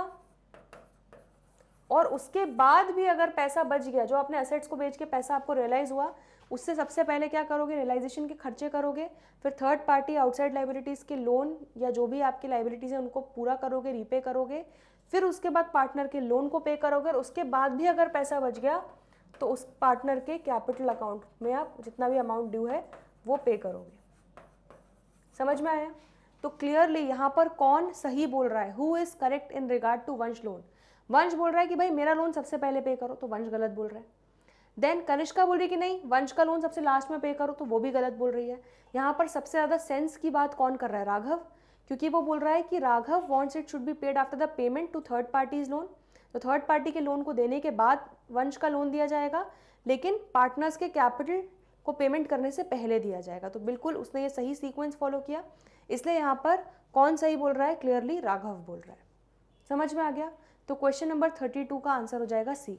इस तरह से आपको कहानियां बना बना के भी आपके कॉन्सेप्ट्स टेस्ट किए जा सकते हैं, ठीक है। इसलिए हम सारे वेराइटी ऑफ एमसीक्यूज डिस्कस कर रहे हैं ताकि डिसोल्यूशन से रिलेटेड आपको कोई भी दिक्कत नहीं आए एमसीक्यूज में। ऐसे एक एक चैप्टर हम स्ट्रॉन्ग कर लेंगे। चलो question 33, what is the accounting treatment for unrecorded liability to be paid at the time of dissolution.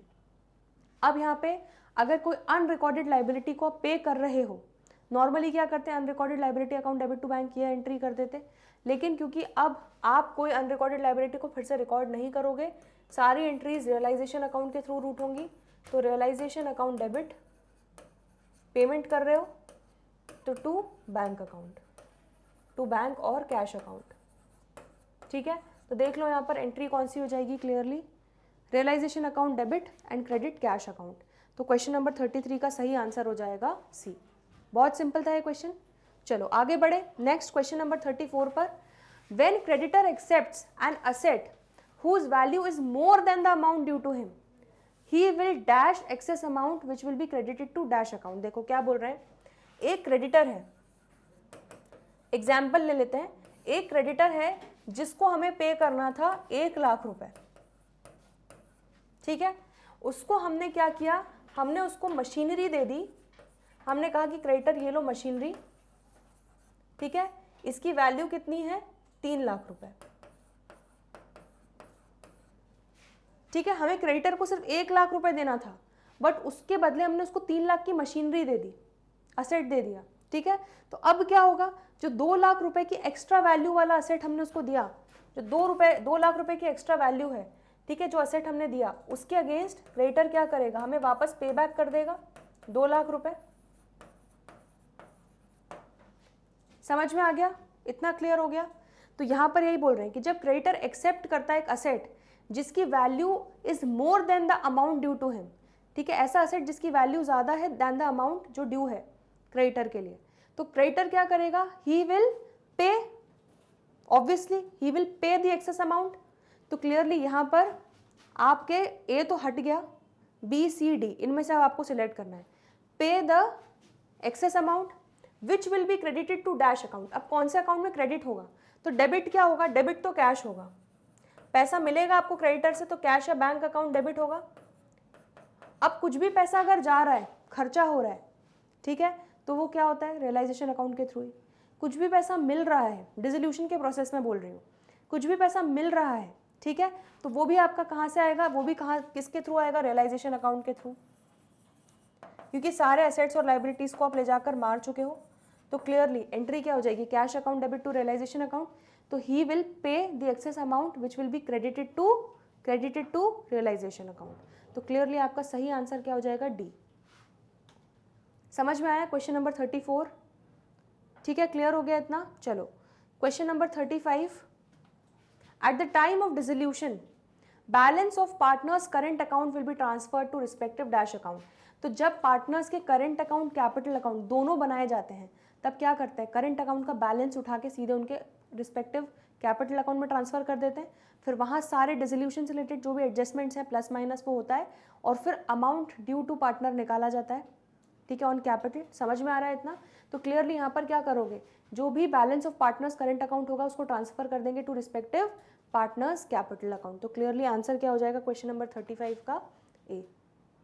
आगे समझ में, चलो question 36, on dissolution of firm bank overdraft is transfer to. तो क्योंकि बैंक ओवरड्राफ्ट हम डिस्कस कर चुके हैं, बैंक ओवरड्राफ्ट एक शॉर्ट टर्म लोन की तरह होता है, लाइबिलिटी है, तो सारी लाइबिलिटीज को ले जाकर कहाँ मारते हैं, आउटसाइड लाइबिलिटीज जो भी हैं रियलाइजेशन अकाउंट में।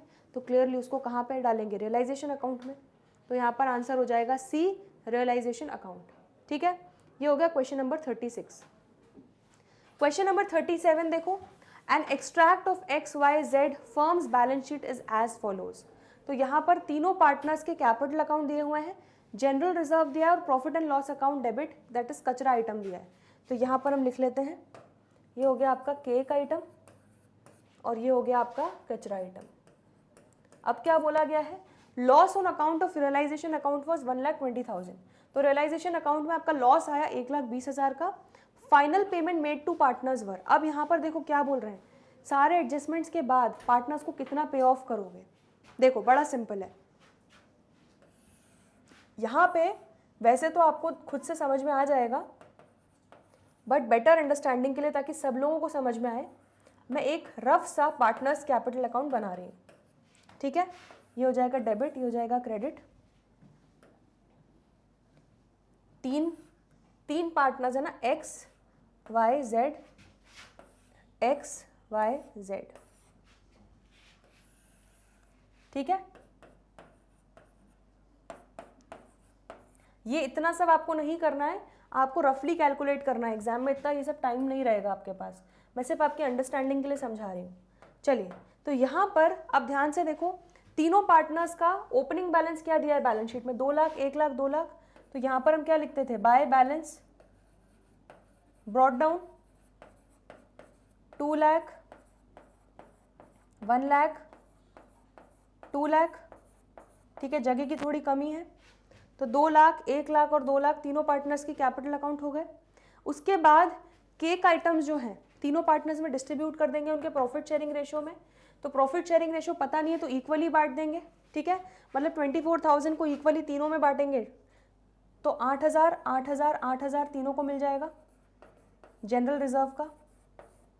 ये हो जाएगा आपका बाय जनरल रिजर्व, मैं शॉर्ट में लिख रही हूँ, ठीक है। Profit and loss debit balance इसको तीनों पार्टनर्स के अकाउंट में राइट ऑफ करेंगे, ठीक है। तो क्लियरली कचरा आइटम है तो 45,000 डिवाइडेड बाय 3 कितना हो जाएगा, 15,000, 15,000, 15,000 ईच। तीनों पार्टनर्स इस डेबिट बैलेंस को का लॉस बियर करेंगे, तो ये हो जाएगा 2 P&L,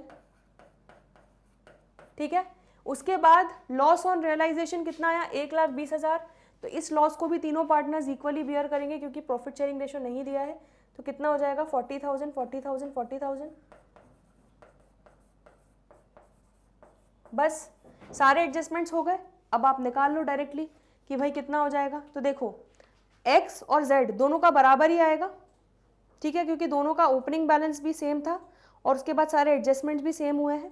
तो देखो कितना आ रहा है, 2 लाख x को मिलना है और z को भी मिलना है, प्लस 8,000 जनरल रिजर्व का मिलना है दोनों को, माइनस 15,000 दोनों को लॉस बेयर करना है और minus 40,000 loss on realisation bear करना है। तो 1,53,000 x को भी मिलेगा और z को भी मिलेगा। तो क्लियरली यहाँ पर आप देख सकते हो सही ऑप्शन आपका क्या हो जाएगा, डी, ठीक है। लेकिन हम लोग एक बार y का भी देख लो, आप निकाल लो एक बार। तो 1 लाख प्लस 8,000 ये आप उसको मिलेगा y को, माइनस 15,000 कैपिटल अकाउंट से डेबिट करेंगे, minus 40,000 loss on realisation recover करेंगे, तो y को नेट हमें देना होगा 53,000। तो जितना भी तीनों पार्टनर्स का आफ्टर एडजस्टमेंट बैलेंस आ रहा है, क्लोजिंग बैलेंस, उतना उनको पे ऑफ करके हम उनका अमाउंट ड्यू जो है वो सेटल कर देंगे। तो वो यही बोल रहे हैं कि फाइनल पेमेंट क्या करोगे आप पार्टनर्स को, तो 1,53,000, 53,000 एंड 1,53,000 एक्स वाई जेड को देंगे। तो क्लियरली सही ऑप्शन क्या हो जाएगा, डी, ठीक है। आप इसको मैनुअली डायरेक्टली कैलकुलेट कर सकते हो कि भाई ओपनिंग बैलेंस इतना है, इसमें से जनरल रिजर्व ऐड कर दो, कितना कितना मिलेगा, प्रॉफिट एंड लॉस कितना कितना माइनस होगा, लॉस ऑन रियलाइजेशन कितना कितना माइनस होगा, तो आप डायरेक्टली आप निकाल सकते हो कितना अमाउंट ड्यू हो जाएगा। समझ में आया? आपको ये सब करने की ज़रूरत नहीं है, मैंने सिर्फ आपकी अंडरस्टैंडिंग के लिए किया है। चलिए question number 38, on dissolution of the firm partners capital account are close through. अभी हमने जस्ट देखा पार्टनर्स के कैपिटल अकाउंट को जब आप डिसॉल्व करते हो फर्म को कैसे क्लोज करते हो, कोई क्लोजिंग बैलेंस तो होता नहीं है, जितना भी क्लोजिंग बैलेंस है उसको आप बैंक के थ्रू पेमेंट करके उनका अकाउंट सेटल कर देते हो, बात खत्म कर देते हो। तो क्लियरली यहाँ पर आंसर क्या हो जाएगा, डी, बैंक अकाउंट, ठीक है। पेमेंट करके आप सेटल करते हो तो क्लियरली बैंक अकाउंट के थ्रू सेटल करते हो। चलो question 39, total creditors amounted to 6 lakh. अब टोटल क्रेडिटर्स थे कितने, 6 लाख के। Investment in shares value 3 lakh were not shown in the books. अब 3 लाख रुपए का इन्वेस्टमेंट था, अनरिकॉर्डेड इन्वेस्टमेंट जो बुक्स में नहीं था, ठीक है। One of the creditors took over this investment in full satisfaction of his debt of 2,50,000।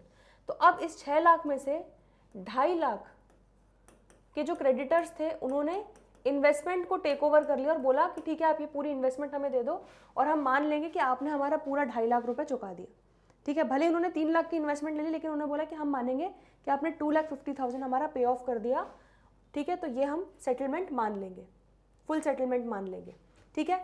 Remaining creditors को हम 10% डिस्काउंट पे कर रहे हैं, तो एंट्री फॉर पेमेंट क्या होगी, तो क्लियरली अगर 6 लाख में से 2.5 लाख के क्रेडिटर्स को आप पे ऑफ कर रहे हो किसके थ्रू, इन्वेस्टमेंट्स के थ्रू, तो रिमेनिंग कितने बचे, रिमेनिंग बचे 3,50,000 के।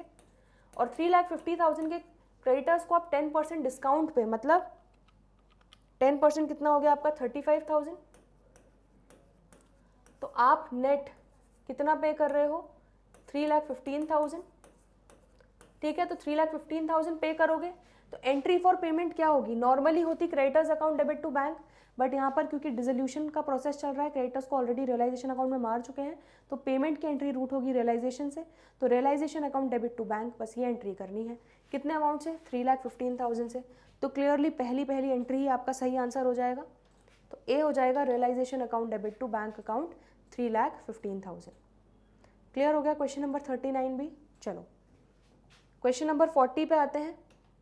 On the basis of following data how much final payment on the firm's resolution will be made to a partner, ठीक है। अब फॉलोइंग डेटा के बेसिस पे कितना फाइनल पेमेंट है आप जो करोगे फर्म के डिसोल्यूशन पे पार्टनर को। तो देखो अगेन यहाँ पर आपको कैलकुलेट करना है, debit balance of capital that is 1,14,000। तो डेबिट बैलेंस बोला है मतलब नेगेटिव है ये, तो 1,14,000 क्या हो जाएगा, माइनस में हमें लेना है पार्टनर से, ठीक है। Share of profit of his profit on realisation, तो उसको प्रॉफिट ऑन रियलाइजेशन जो हुआ वो देना है, तो 1,43,000 प्लस हो जाएगा।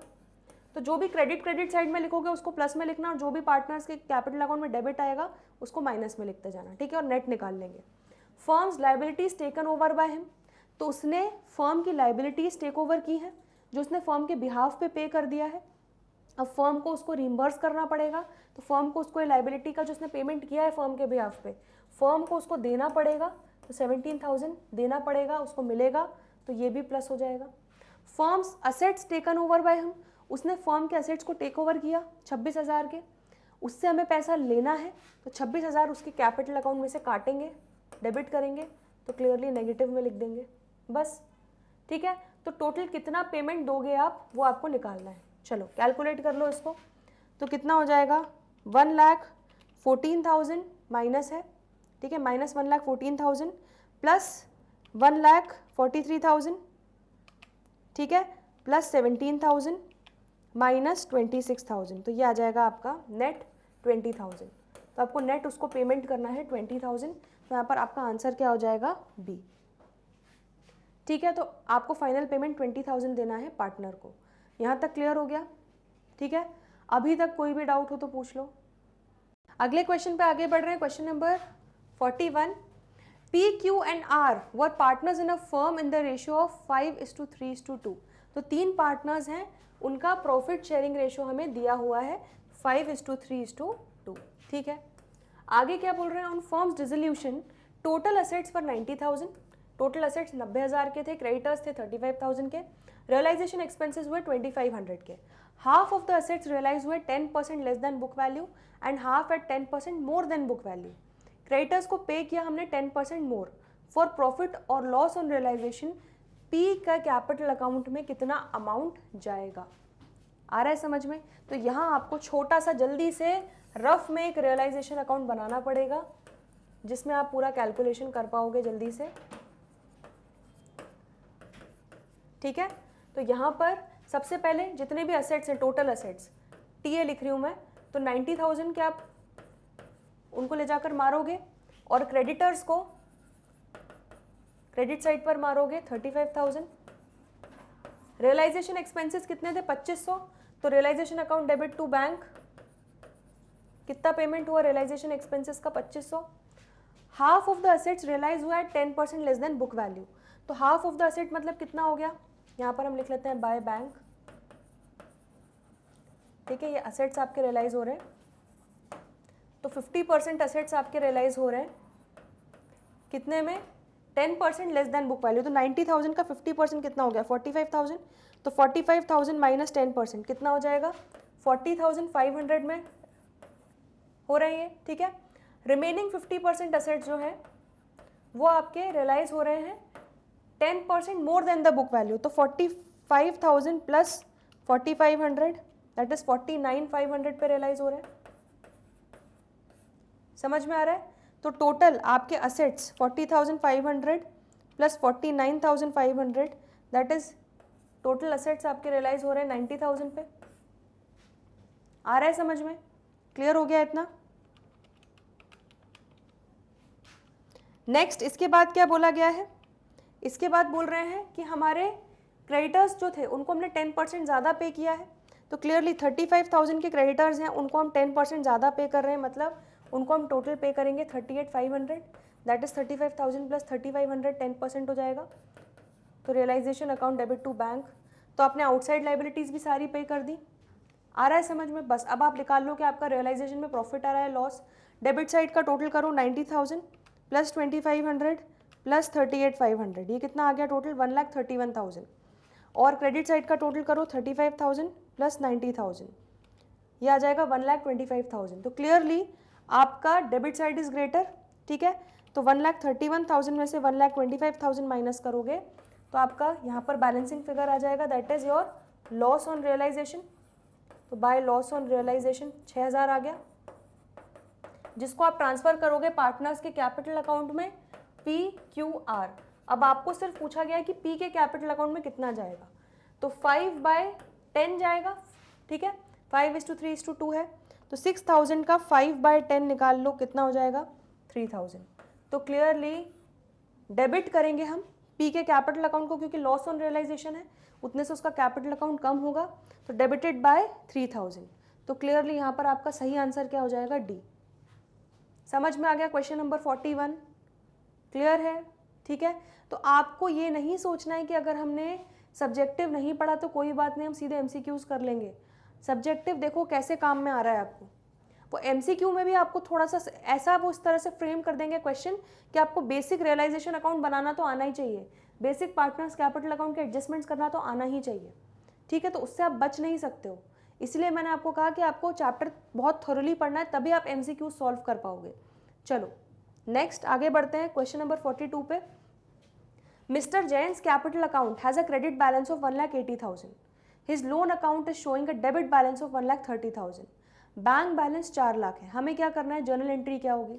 इसका मतलब क्या बता रहे हैं, मिस्टर जैन का कैपिटल अकाउंट आपकी लाइबिलिटी साइड पे दिख रहा होगा क्योंकि उसका क्रेडिट बैलेंस है, ठीक है। तो मिस्टर जैन्स कैपिटल अकाउंट आपको यहाँ पर दिखेगा 1,80,000 का।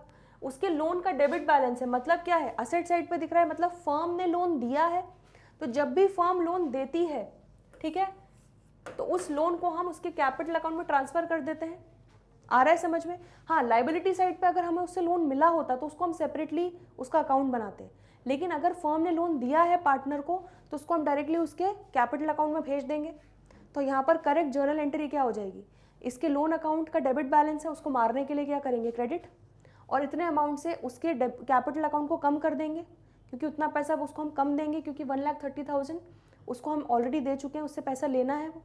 आ रहा है समझ में। तो जब भी पैसा लेना होता है पार्टनर से, तो उस अमाउंट से पार्टनर का कैपिटल अकाउंट क्या करते हैं, डेबिट करते हैं, ठीक है। तो एंट्री क्या हो जाएगी, mister Jain's capital account debit to mister Jain's loan account. तो यहाँ पर देख लो, बाय 1,30,000 एंट्री हो जाएगी। तो कौन सी एंट्री सही है, डी। तो क्लियरली आपका सही ऑप्शन क्या हो जाएगा, डी। समझ में आ गया, बिल्कुल बेसिक कॉन्सेप्ट्स हैं। क्वेश्चन नंबर 42 क्लियर हो गया। चलो, तो ये बेसिकली कुछ भी एंट्री नहीं है, सीधे उसके लोन अकाउंट को उसके कैपिटल अकाउंट में भेजने की एंट्री है, चलो ट्रांसफर करने की एंट्री है। क्वेश्चन नंबर 43 पर आगे बढ़ रहे हैं। In settlement of Aanchal's a partner loan of ₹30,000 to the firm and Almirah not appearing in the books is taken over by her at an agreed value of 40,000. Journal entry क्या होने वाली है, ध्यान से। हमें आंचल एक पार्टनर है, उसने हमें लोन दिया था कितना, 30,000 का, ठीक है।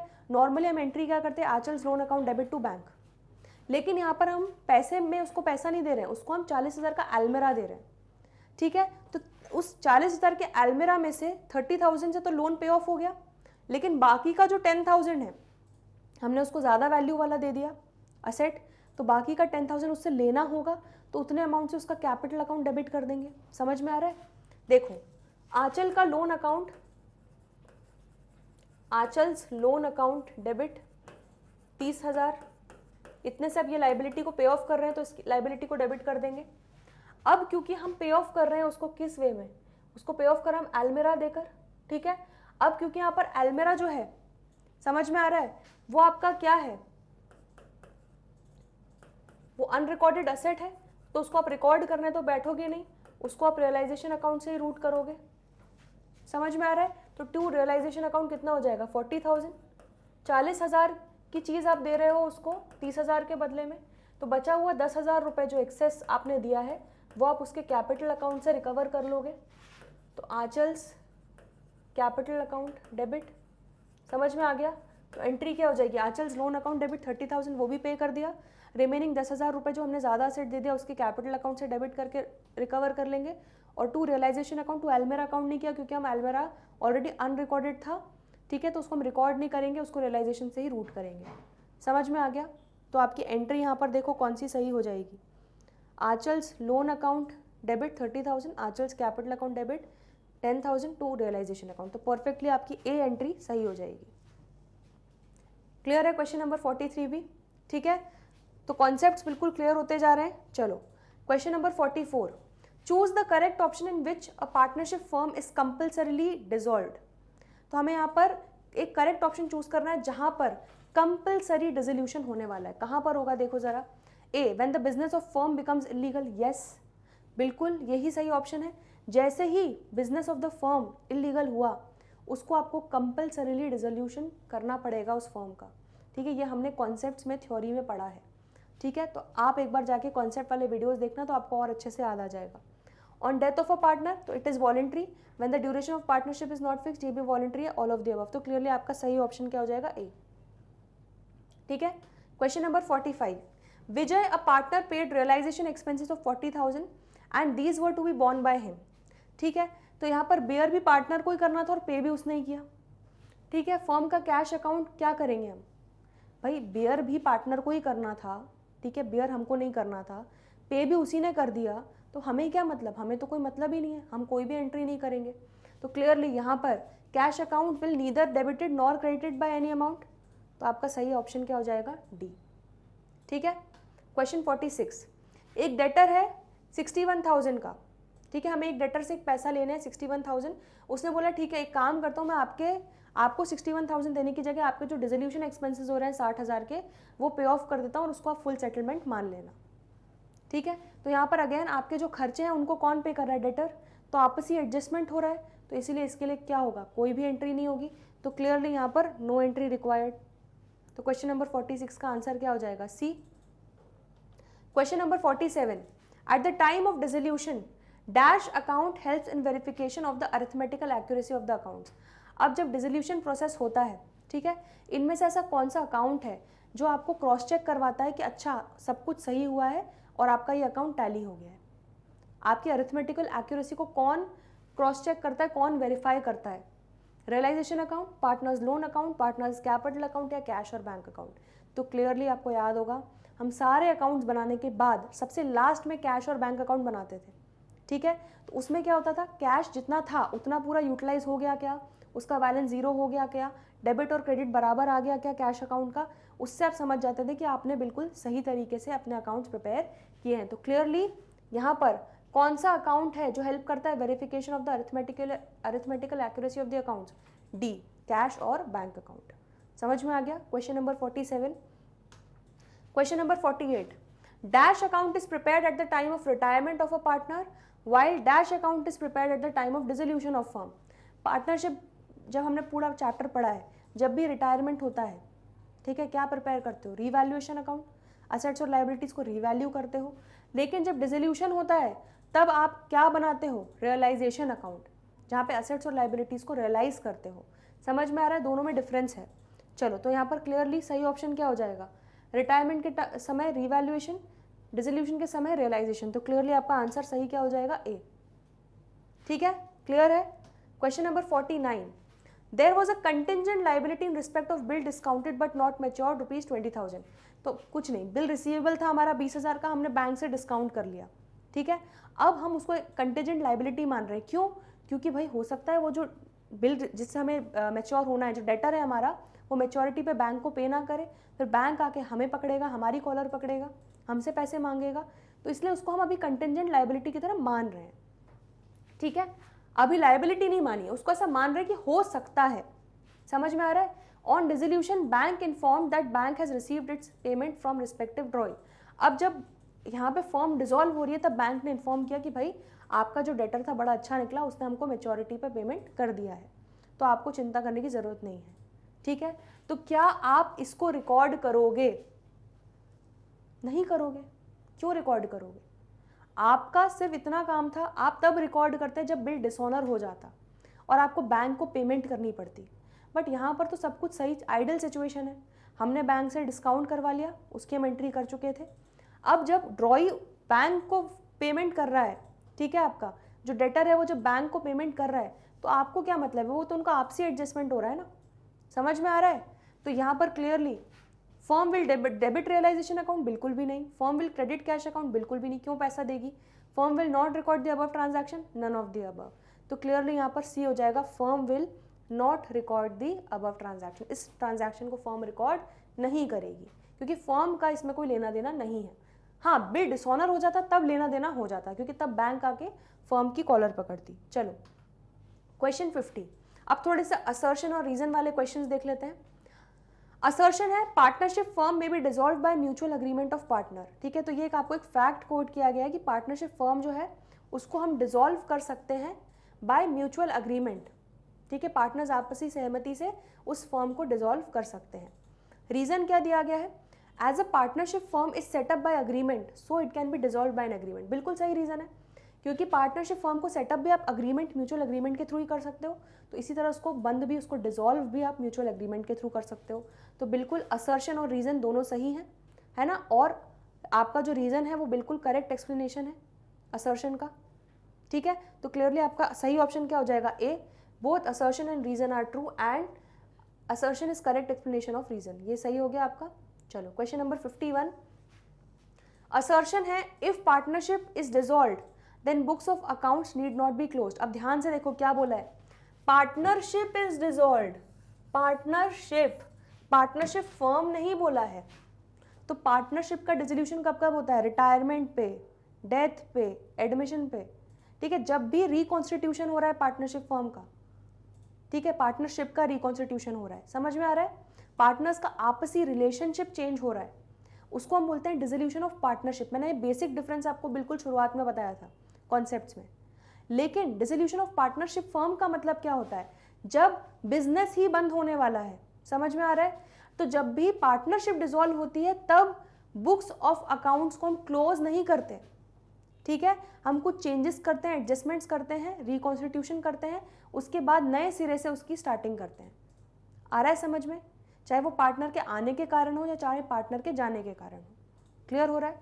लेकिन डिसोल्यूशन के केस में, डिसोल्यूशन ऑफ पार्टनरशिप फर्म के केस में, क्योंकि बिजनेस बंद हो रहा है तब हम बुक्स को क्लोज करते हैं, ठीक है। तो ये आपका सही है असर्शन।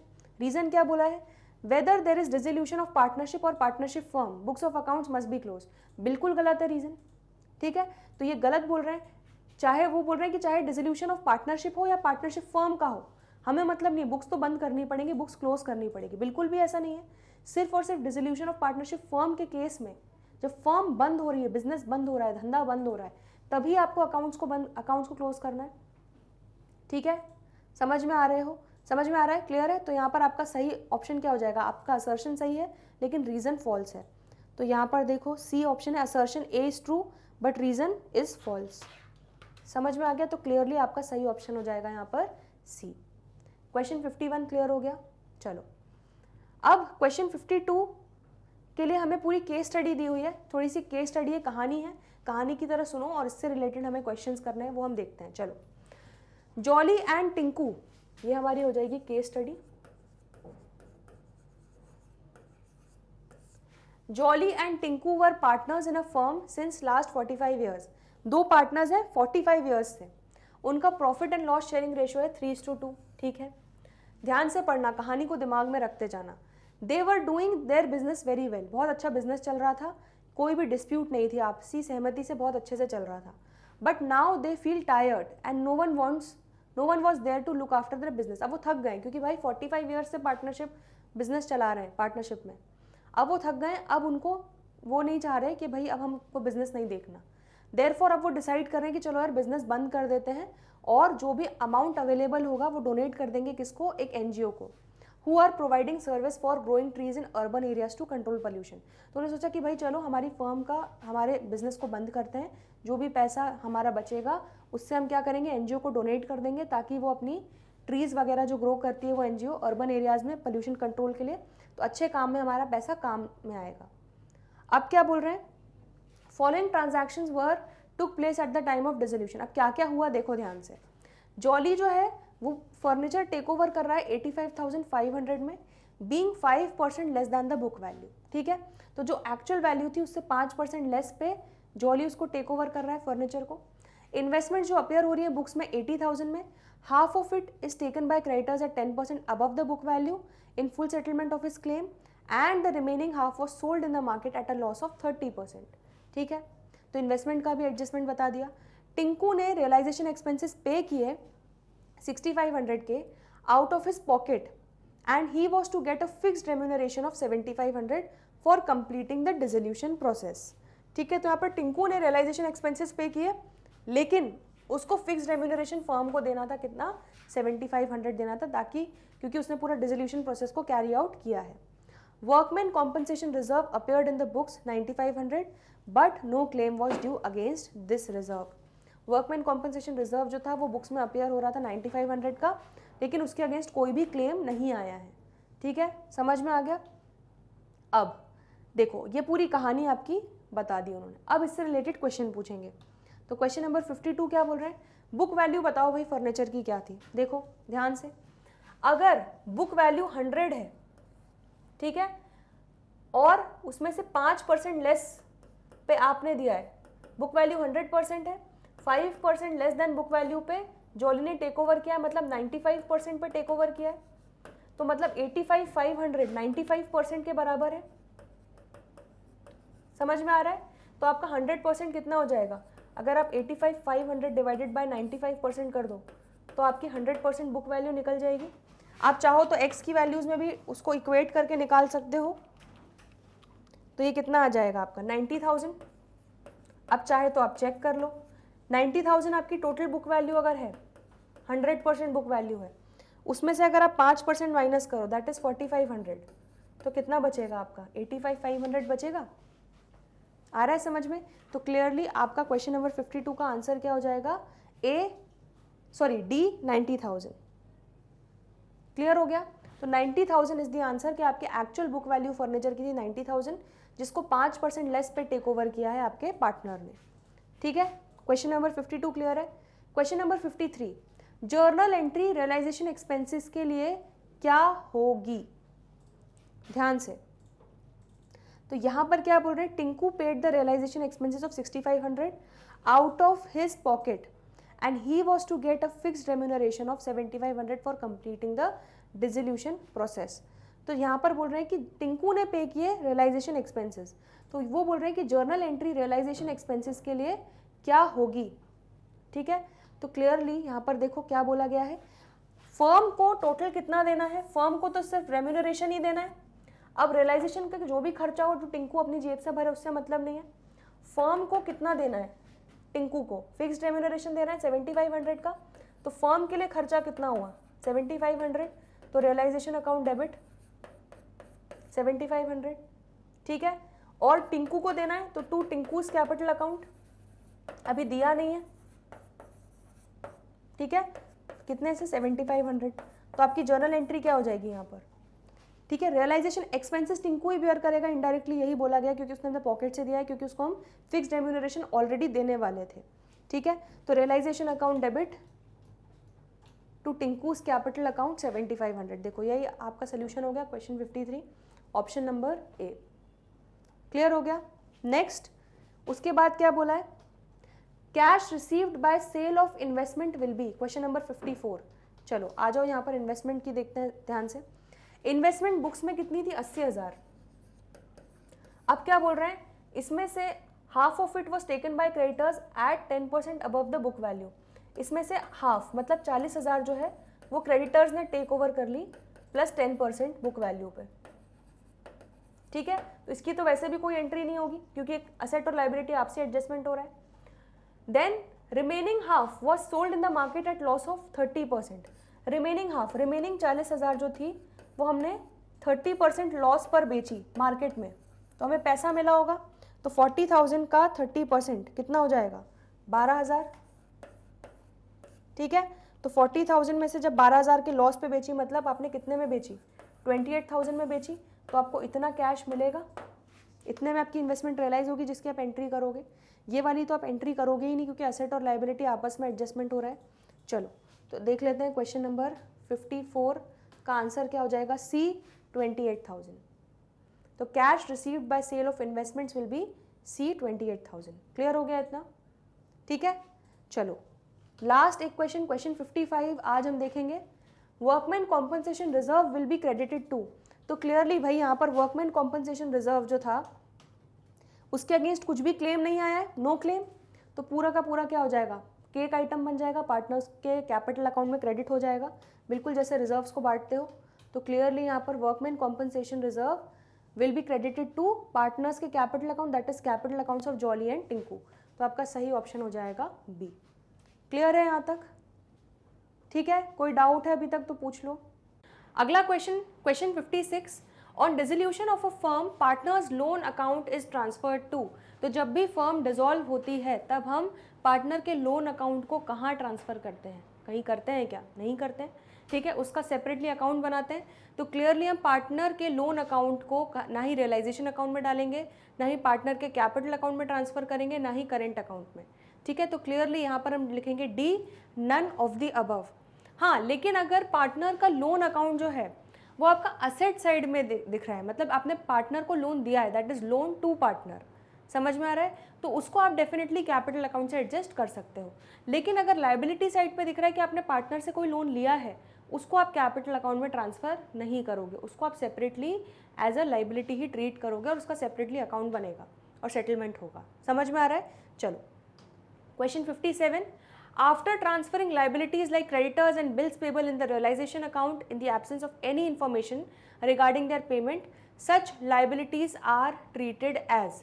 तो जब भी हम लाइबिलिटीज़ को मारते हैं रियलाइजेशन अकाउंट में, चाहे वो क्रेडिटर्स हो, बिल्स पेबल हो या कोई भी आउटसाइड लाइबिलिटी हो, वो क्या बोलना चाह रहे हैं, हमें क्वेश्चन में कोई इन्फॉर्मेशन नहीं दी है कि भाई कितना पेमेंट कर रहे हो आप उन लाइबिलिटीज़ को। तो जब कुछ भी यहाँ पर इन्फॉर्मेशन नहीं दी है तो इन लाइबिलिटीज़ को हम पूरा पे कर देते हैं, जितना अमाउंट है उतना। ठीक है, तो clearly such liabilities are treated as never paid, fully paid, partly paid, none of this. तो क्लियरली बी आंसर हो जाएगा फुली पेड। समझ में आ रहा है? तो यहाँ पर लाइबिलिटीज़ को लेकर आपको ये रूल हमेशा याद रखना है, भले ही क्वेश्चन साइलेंट है, कुछ नहीं बोला है, तब भी आपको लाइबिलिटीज़ को पूरा पे करना पड़ेगा। और अगर क्वेश्चन में कुछ दिया है तो फिर उसको फॉलो करेंगे। समझ में आ गया? चलो question 58, realisation account is a personal account, real account, nominal account, none of these. तो रियलाइजेशन अकाउंट क्या होता है? एक तरह से वो नॉमिनल अकाउंट ही होता है। ठीक है, profit and loss account, revaluation account इनका भाई होता है, इसलिए इसको हम नॉमिनल कैटेगरी में ही कंसिडर करते हैं। चलो तो क्वेश्चन नंबर 58 का आंसर हो जाएगा realisation account is a nominal account. Question number 59, on dissolution of a firm profit और loss on realisation will be shared by partners in equal ratio, capital ratio, profit sharing ratio, ratio laid down in Garner versus Murray. तो dissolution of firm में हमेशा जो realisation पे आपका profit या loss होगा उसको पार्टनर्स अपने प्रॉफिट शेयरिंग रेशियो में ही क्या करेंगे, उसको अपना बांटेंगे। ठीक है, बेयर करेंगे। क्लियर हो गया इतना? तो यहाँ पर सही आंसर क्या हो जाएगा? सी, प्रॉफिट शेयरिंग रेशियो। ठीक है, इक्वल रेशियो तब मानना है, प्रॉफिट शेयरिंग रेशियो को इक्वल मानना है अगर आपको क्वेश्चन में कुछ जानकारी नहीं दी गई है, लेकिन प्रॉफिट शेयरिंग रेशियो के हिसाब से हमेशा प्रॉफिट या लॉस ऑन रियलाइजेशन आपका बटेगा। चलिए next question number 60, on dissolution of a firm balance left in capital accounts is transferred to. तो क्या बोलना चाह रहे हैं, जब हम फर्म को डिसॉल्व कर रहे हैं, पार्टनर्स का कैपिटल अकाउंट बना रहे हैं, तो सारे एडजस्टमेंट करने के बाद जो बैलेंस अमाउंट ड्यू आता है, ठीक है, उसको हम कहाँ पर ट्रांसफ़र करते हैं, उसको हम कहाँ से एडजस्ट करते हैं? पेमेंट करते हैं, डेफिनेटली कैश या बैंक अकाउंट से एडजस्ट करते हैं। पेमेंट ड्यू जो भी होती है उसको हम देकर ख़त्म करते हैं, पार्टनर का जो भी अमाउंट ड्यू है। तो क्लियरली यहाँ पर जो balance left in capital account है उसको आप कहाँ ट्रांसफ़र कर रहे हो? कैश अकाउंट के थ्रू ट्रीट कर रहे हो, तो इसलिए कैश अकाउंट में ट्रांसफ़र करोगे। तो आंसर क्या हो जाएगा? ए। ठीक है, realisation account, profit and loss, balance sheet, यहाँ पर कहीं भी उसको ट्रांसफ़र नहीं करते हैं। ठीक है, उसको हम क्लियरली पूरे कैश अकाउंट से सेटल करते हैं, इसलिए कैश अकाउंट में ट्रांसफ़र कर देंगे। चलिए question number 61, dissolution of dash means termination of the old partnership agreement and a reconstitution of the firm due to admission, retirement और डेथ ऑफ अ पार्टनर। देखो ध्यान से क्या बोला गया है, किस चीज़ के डिसोल्यूशन से पार्टनरशिप अग्रीमेंट का टर्मिनेशन होता है और वापस से रिकॉन्स्टिट्यूशन होता है। ठीक है, फर्म का, और किन किन कारणों से? एडमिशन, रिटायरमेंट या डेथ ऑफ पार्टनर। तो इस केस में कभी भी डिसोल्यूशन ऑफ फर्म नहीं होता, डिसोल्यूशन ऑफ पार्टनरशिप होता है। तो पुराने रिलेशनशिप्स को डिसॉल्व करके नए रिलेशनशिप्स यहाँ पर बनाए जाते हैं, एस्टैब्लिश किए जाते हैं। समझ में आ रहा है? लेकिन डिसोल्यूशन ऑफ पार्टनरशिप फर्म में बिजनेस को ही बंद कर दिया जाता है। तो यहाँ पर क्लियरली आपका आंसर क्या हो जाएगा? Dissolution of partnership. तो आंसर क्या हो जाएगा? ए। समझ में आ गया? Question number 62, modes of dash of a firm are voluntary, compulsory, by court, by notice. तो मोड्स ऑफ क्या है? हमने देखा है ये मोड्स ऑफ डिसोल्यूशन देखे हैं। वॉलंटरी बेसिस पे डिसॉल्व कर सकते हो, कंपलसरी कुछ रीजंस हैं उसके कारण आपको कंपलसरीली डिसॉल्व करना पड़ेगा, या अगर कोर्ट ने ऑर्डर दे दिया है तो डिसॉल्व करना पड़ेगा, या नोटिस, अगर नोटिस है तो उसके लिए डिसॉल्व करना पड़ेगा। तो मोड्स ऑफ डिसोल्यूशन आपका फर्म का ये सारे मोड्स दिए हुए हैं। ठीक है, तो क्लियरली आपका आंसर क्या हो जाएगा यहाँ पर? ए। ठीक है, ये सारे मोड्स किसके हैं? डिसोल्यूशन ऑफ फर्म के हैं। चलो क्वेश्चन नंबर 63 पे आगे बढ़ रहे हैं। Dash expenses are the expenses incurred in connection with sale of assets and payment of liabilities. तो कौन से ऐसे खर्चे होते हैं जो कनेक्टेड होते हैं कि भाई असेट्स को बेच रहे हैं, उनसे जो पैसा आ रहा है उससे हम लायबिलिटीज़ को पे ऑफ कर रहे हैं। इस सारे प्रोसेसेस में जो खर्चे होते हैं उनको हम क्या बोलते हैं? Realisation expenses. ठीक है, तो ये डिसोल्यूशन के समय होते हैं। चलिए, तो क्वेश्चन नंबर 63 का आंसर हो जाएगा A, realisation expenses. Question number 64, if no information is provided in regard to realisation of dash no treatment is required. ठीक है, अगर हमें कोई भी जानकारी नहीं दी गई है रियलाइजेशन ऑफ किसकी? प्रॉफिट या loss, realisation, none of this नहीं, गुडविल। तो गुडविल को भी यहाँ पर हम सारे असेट्स के साथ ट्रांसफर करते हैं रियलाइजेशन अकाउंट में। और अगर हमें जानकारी नहीं दी गई है कि भाई गुडविल इतने इतने अमाउंट में रियलाइज हो रही है आपकी, ठीक है, तो आप यहाँ पर उसका कुछ भी ट्रीटमेंट नहीं करोगे, चाहे गुडविल हो या कोई भी असेट हो, ठीक है, उससे हमें मतलब नहीं है। तो क्लियरली क्वेश्चन नंबर 64 का आंसर क्या हो जाएगा? ए। तो चाहे इस रूल को याद कर लो, चाहे गुडविल हो या कोई भी असेट हो, अगर उससे रिलेटेड जानकारी दी है तभी उसको मानेंगे कि वो रियलाइज़ हुआ है, वरना उसको हम कुछ भी नहीं करेंगे, ठीक है, उसको इग्नोर करेंगे। लेकिन अगर लाइबिलिटीज़ के साथ ऐसा हो रहा है, लाइबिलिटीज़ के बारे में क्वेश्चन में कोई जानकारी नहीं दी गई है, तब भी उसको पे करना ही करना है, ठीक है। असेट्स के केस में ऐसा नहीं है, जब जानकारी दी है तभी रियलाइज करना है, वरना इग्नोर करना है। समझ में आ गया? तो क्लियरली क्वेश्चन नंबर 64 का आंसर क्या हो जाएगा? ए। क्वेश्चन नंबर 65 क्या हो जाएगा? Dash means assets that has been completely written off from the books but physically exist and do have some realisation value at the time of dissolution. तो ऐसे कौन से असेट्स हैं जिनको हमने कंप्लीटली बुक से राइट ऑफ कर दिया है लेकिन वो अभी भी एग्जिस्ट कर रहे हैं? जैसे कई बार होता है ना, कंप्यूटर को हमने कंप्लीटली राइट ऑफ कर दिया, अभी वो रद्दी में पड़ा हुआ है, ठीक है, फिर उसको हम बेच रहे हैं उसकी कुछ रियलाइजेशन वैल्यू पे, उनको हम कौन सा असेट बोलते हैं? तो जो बुक्स में नहीं है, रिकॉर्डेड नहीं है, तो क्लियरली वो कौन सा हो जाएगा? Unrecorded assets. समझ में आ गया? Similarly question number 66, dash liabilities mean liabilities that have been completely written off from the books but obligation exist and need to be settled at the time of dissolution. तो ऐसी liabilities जिसको हमने books में से तो right off कर दिया है लेकिन अभी भी उसको हमें प्रीपे बैक करना पड़ेगा, तो बुक्स में नहीं दिख रही, मतलब क्या है? अनरिकॉर्डेड है, तो क्लियरली वो कौन सी हो जाएंगी? अनरिकॉर्डेड लाइबिलिटीज हो जाएंगी। तो यहाँ पर आंसर क्या हो जाएगा? A. Question number 67, balances of capital account, current account and accumulated profits are not to be transferred to dash। तो जब भी कैपिटल अकाउंट, करेंट अकाउंट या accumulated profit का जो बैलेंस है उसको हम कहाँ ट्रांसफ़र नहीं करते? उसको हम कभी भी रियलाइजेशन अकाउंट में ट्रांसफ़र नहीं करते हैं, ठीक है, समझ में आ रहा है? तो कैपिटल अकाउंट्स को अलग से बनाया जाता है, सारे करंट अकाउंट को क्लोज करके कैपिटल अकाउंट में ट्रांसफर किया जाता है, और अक्यूमुलेटेड प्रॉफिट जो है वो केक आइटम्स होते हैं, उनको हम पार्टनर्स के कैपिटल अकाउंट में बांटते हैं। चलो question number 68, in which condition is a partnership firm deemed to be dissolved. ठीक है, इनमें से कौन सी कंडीशन पे पार्टनरशिप फर्म को मान लिया जाएगा कि भाई डिसॉल्व हो गई? On expiry of the period of partnership, on a partner's admission, on a partner's retirement, none of these. तो पार्टनर के एडमिशन या रिटायरमेंट पे तो पार्टनरशिप डिसॉल्व हो रही है, फर्म नहीं। ठीक है, यहाँ पर पूछा गया है कि कौन सी कंडीशन पे पार्टनरशिप फर्म को मानेंगे कि बिजनेस बंद हो रहा है। तो क्लियरली जब पार्टनरशिप का पीरियड एक्सपायर हो गया, सपोज दो लोग पार्टनरशिप में आए, बोला कि भाई हम 5 साल तक पार्टनर्स रहेंगे, ये काम खत्म करेंगे। ठीक है, अब वो 5 साल एक्सपायर हो गए तो फिर क्या होगा? इवेंचुअली उनकी पार्टनरशिप फर्म भी खत्म कर दी जाएगी, डिसॉल्व मान ली जाएगी। तो क्वेश्चन नंबर 68 का आंसर क्या हो जाएगा? A. Question number 69, the court can make an order to dissolve the firm on an immediate basis when. तो कोर्ट कब डिसॉल्व करने का ऑर्डर पास कर सकता है? इमीडिएटली, जब any of the partners have turned insane, partnership deed is fully followed, firm is running a legal business, one of this. तो clearly B और सी तो हो ही नहीं सकते। भाई लीगल बिजनेस रन कर रहे हैं, सारे पार्टनरशिप डीड के सारे इंस्ट्रक्शंस फॉलो कर रहे हैं, सारी चीज़ें अग्रीमेंट्स फॉलो कर रहे हैं, तो फिर क्या दिक्कत है? हाँ, लेकिन अगर कोई एक भी पार्टनर, ठीक है, हैज़ टर्न्ड इनसेन, मतलब मेंटली अनस्टेबल हो गया किसी कारण से, समझ में आ रहा है, पागल हो गया, तो क्या होगा? कोर्ट यहाँ पर तुरंत ऑर्डर पास कर सकती है कि फर्म को डिसॉल्व करो। तो क्लियरली क्वेश्चन नंबर 69 का आंसर क्या हो जाएगा? A. Question number 70, on dissolution of a firm, realization account is debited with outside liabilities of the firm, cash received on sale of assets, all assets to be realized, none of these। तो जब भी firm को dissolve करते हैं तो realisation account को किस चीज़ से डेबिट करोगे? सारे असेट्स को आप मार के लेके जाते हो डेबिट साइड में, तो क्लियरली ऑल असेट्स जो उनको रियलाइज करना है उनको आप ले जाके मारोगे रियलाइजेशन अकाउंट के डेबिट साइड में। तो आपका आंसर क्या हो जाएगा? सी। ठीक है, उन असेट्स को रियलाइज करके जो कैश रिसीव होगा वो आपके रियलाइजेशन अकाउंट के क्रेडिट साइड में आएगा, और जितनी भी outside liabilities of the firm होंगी उसको भी आप क्रेडिट साइड में मारोगे रियलाइजेशन के। तो सिर्फ आपका आंसर क्या हो जाएगा यहाँ पर? सी।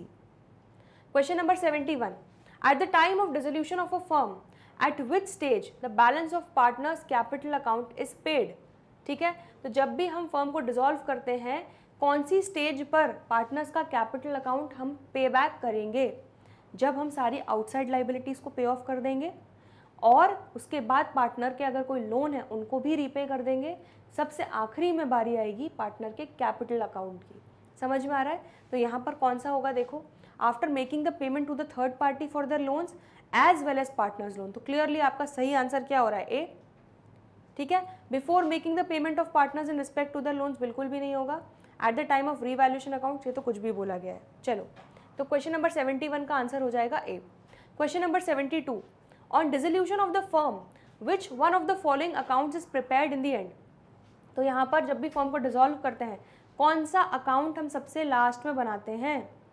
बताओ, सबसे पहले क्या बनाते हैं? रियलाइजेशन अकाउंट, फिर पार्टनर्स के कैपिटल अकाउंट, फिर पार्टनर का लोन अकाउंट, और सबसे लास्ट में हम जो बनाते हैं जो अरिथमेटिकल एक्यूरेसी टेस्ट करता है कि भाई आपने पूरा प्रोसेस अच्छे से किया है कि नहीं, वो होता है आपका कैश या बैंक अकाउंट। ठीक है, तो क्लियरली एट द एंड हम बनाते हैं हमारा कैश अकाउंट। समझ में आ गया? तो क्वेश्चन नंबर 72 का आंसर हो जाएगा A. Question number 73, on dissolution of a firm a partner paid ₹700 for the firm's realization expenses which account will be debited। तो फर्म डिसॉल्व हो रही है और पार्टनर ने 700 रुपये पे किए हैं जो फर्म के खर्चे थे, फर्म का रियलाइजेशन एक्सपेंस था, तो क्या डेबिट करोगे? तो अगर फर्म का खर्चा था तो फर्म अपना खर्चा बुक करेगी और रियलाइजेशन अकाउंट को डेबिट करेगी। तो क्लियरली यहाँ पर रियलाइजेशन अकाउंट डेबिट होगा, लेकिन क्योंकि फर्म ने नहीं पे किया तो यहाँ पर टू कैश नहीं होगा, टू पार्टनर्स कैपिटल अकाउंट होगा, क्योंकि पार्टनर ने फर्म के बिहाफ पे किया है। ठीक है, तो क्वेश्चन नंबर 73 का आंसर क्या हो जाएगा? रियलाइजेशन अकाउंट डेबिट होगा। चलिए, तो हम लोगों ने डिसोल्यूशन ऑफ पार्टनरशिप फर्म के आज काफ़ी सारे एमसीक्यूज डिस्कस कर लिए। ठीक है, अगले वीडियो में हम करने वाले हैं इसकी कुछ केस स्टडीज़ डिस्कस। ठीक है, जिससे डिसोल्यूशन आपका 100% CUET के पर्सपेक्टिव से पूरा कंप्लीट हो जाएगा। ठीक है, चलिए, तो यहाँ पर मैं आपको कुछ छोटी सी इन्फॉर्मेशन देना चाहती हूँ कि आपको यूट्यूब पर तो प्लेलिस्ट वाइज अवेलेबल है ही, बट अगर आपको कन्फ्यूजन हो तो आप हमारी वेबसाइट पर जा सकते हैं www.magnetbrains.com पर। जब आप ये वेबसाइट खोलेंगे तो आपको CUET के सारे कोर्सेज में आपको पूरा कोर्सेज अवेलेबल होंगे, सारे सब्जेक्ट वाइज। अब जैसे आपने यहाँ पर CUET physics, biology, maths, accountancy ऐसे पूरा सब्जेक्ट वाइज रहेगा। आपने जैसे अकाउंटेंसी पे क्लिक किया तो यहाँ पर आपका पूरा अकाउंटेंसी के लेक्चर वाइज आपको पूरे चीज़ें मिल जाएंगी। ठीक है, पूरा कंटेंट अवेलेबल रहेगा। चलिए, तो आई होप आज के लेक्चर में सारे MCQs अच्छे से क्लियर है, कॉन्सेप्ट्स अच्छे से क्लियर है इस चैप्टर का। कोई भी डाउट हो तो कमेंट सेक्शन में ज़रूर पूछ लीजिएगा। बाकी के जो भी क्वेश्चंस हैं करेंगे आने वाले अगले लेक्चर्स में। तो जल्दी मिलते हैं ब्रेक के बाद। देखते रहिए magnet brains, stay tuned, good bye.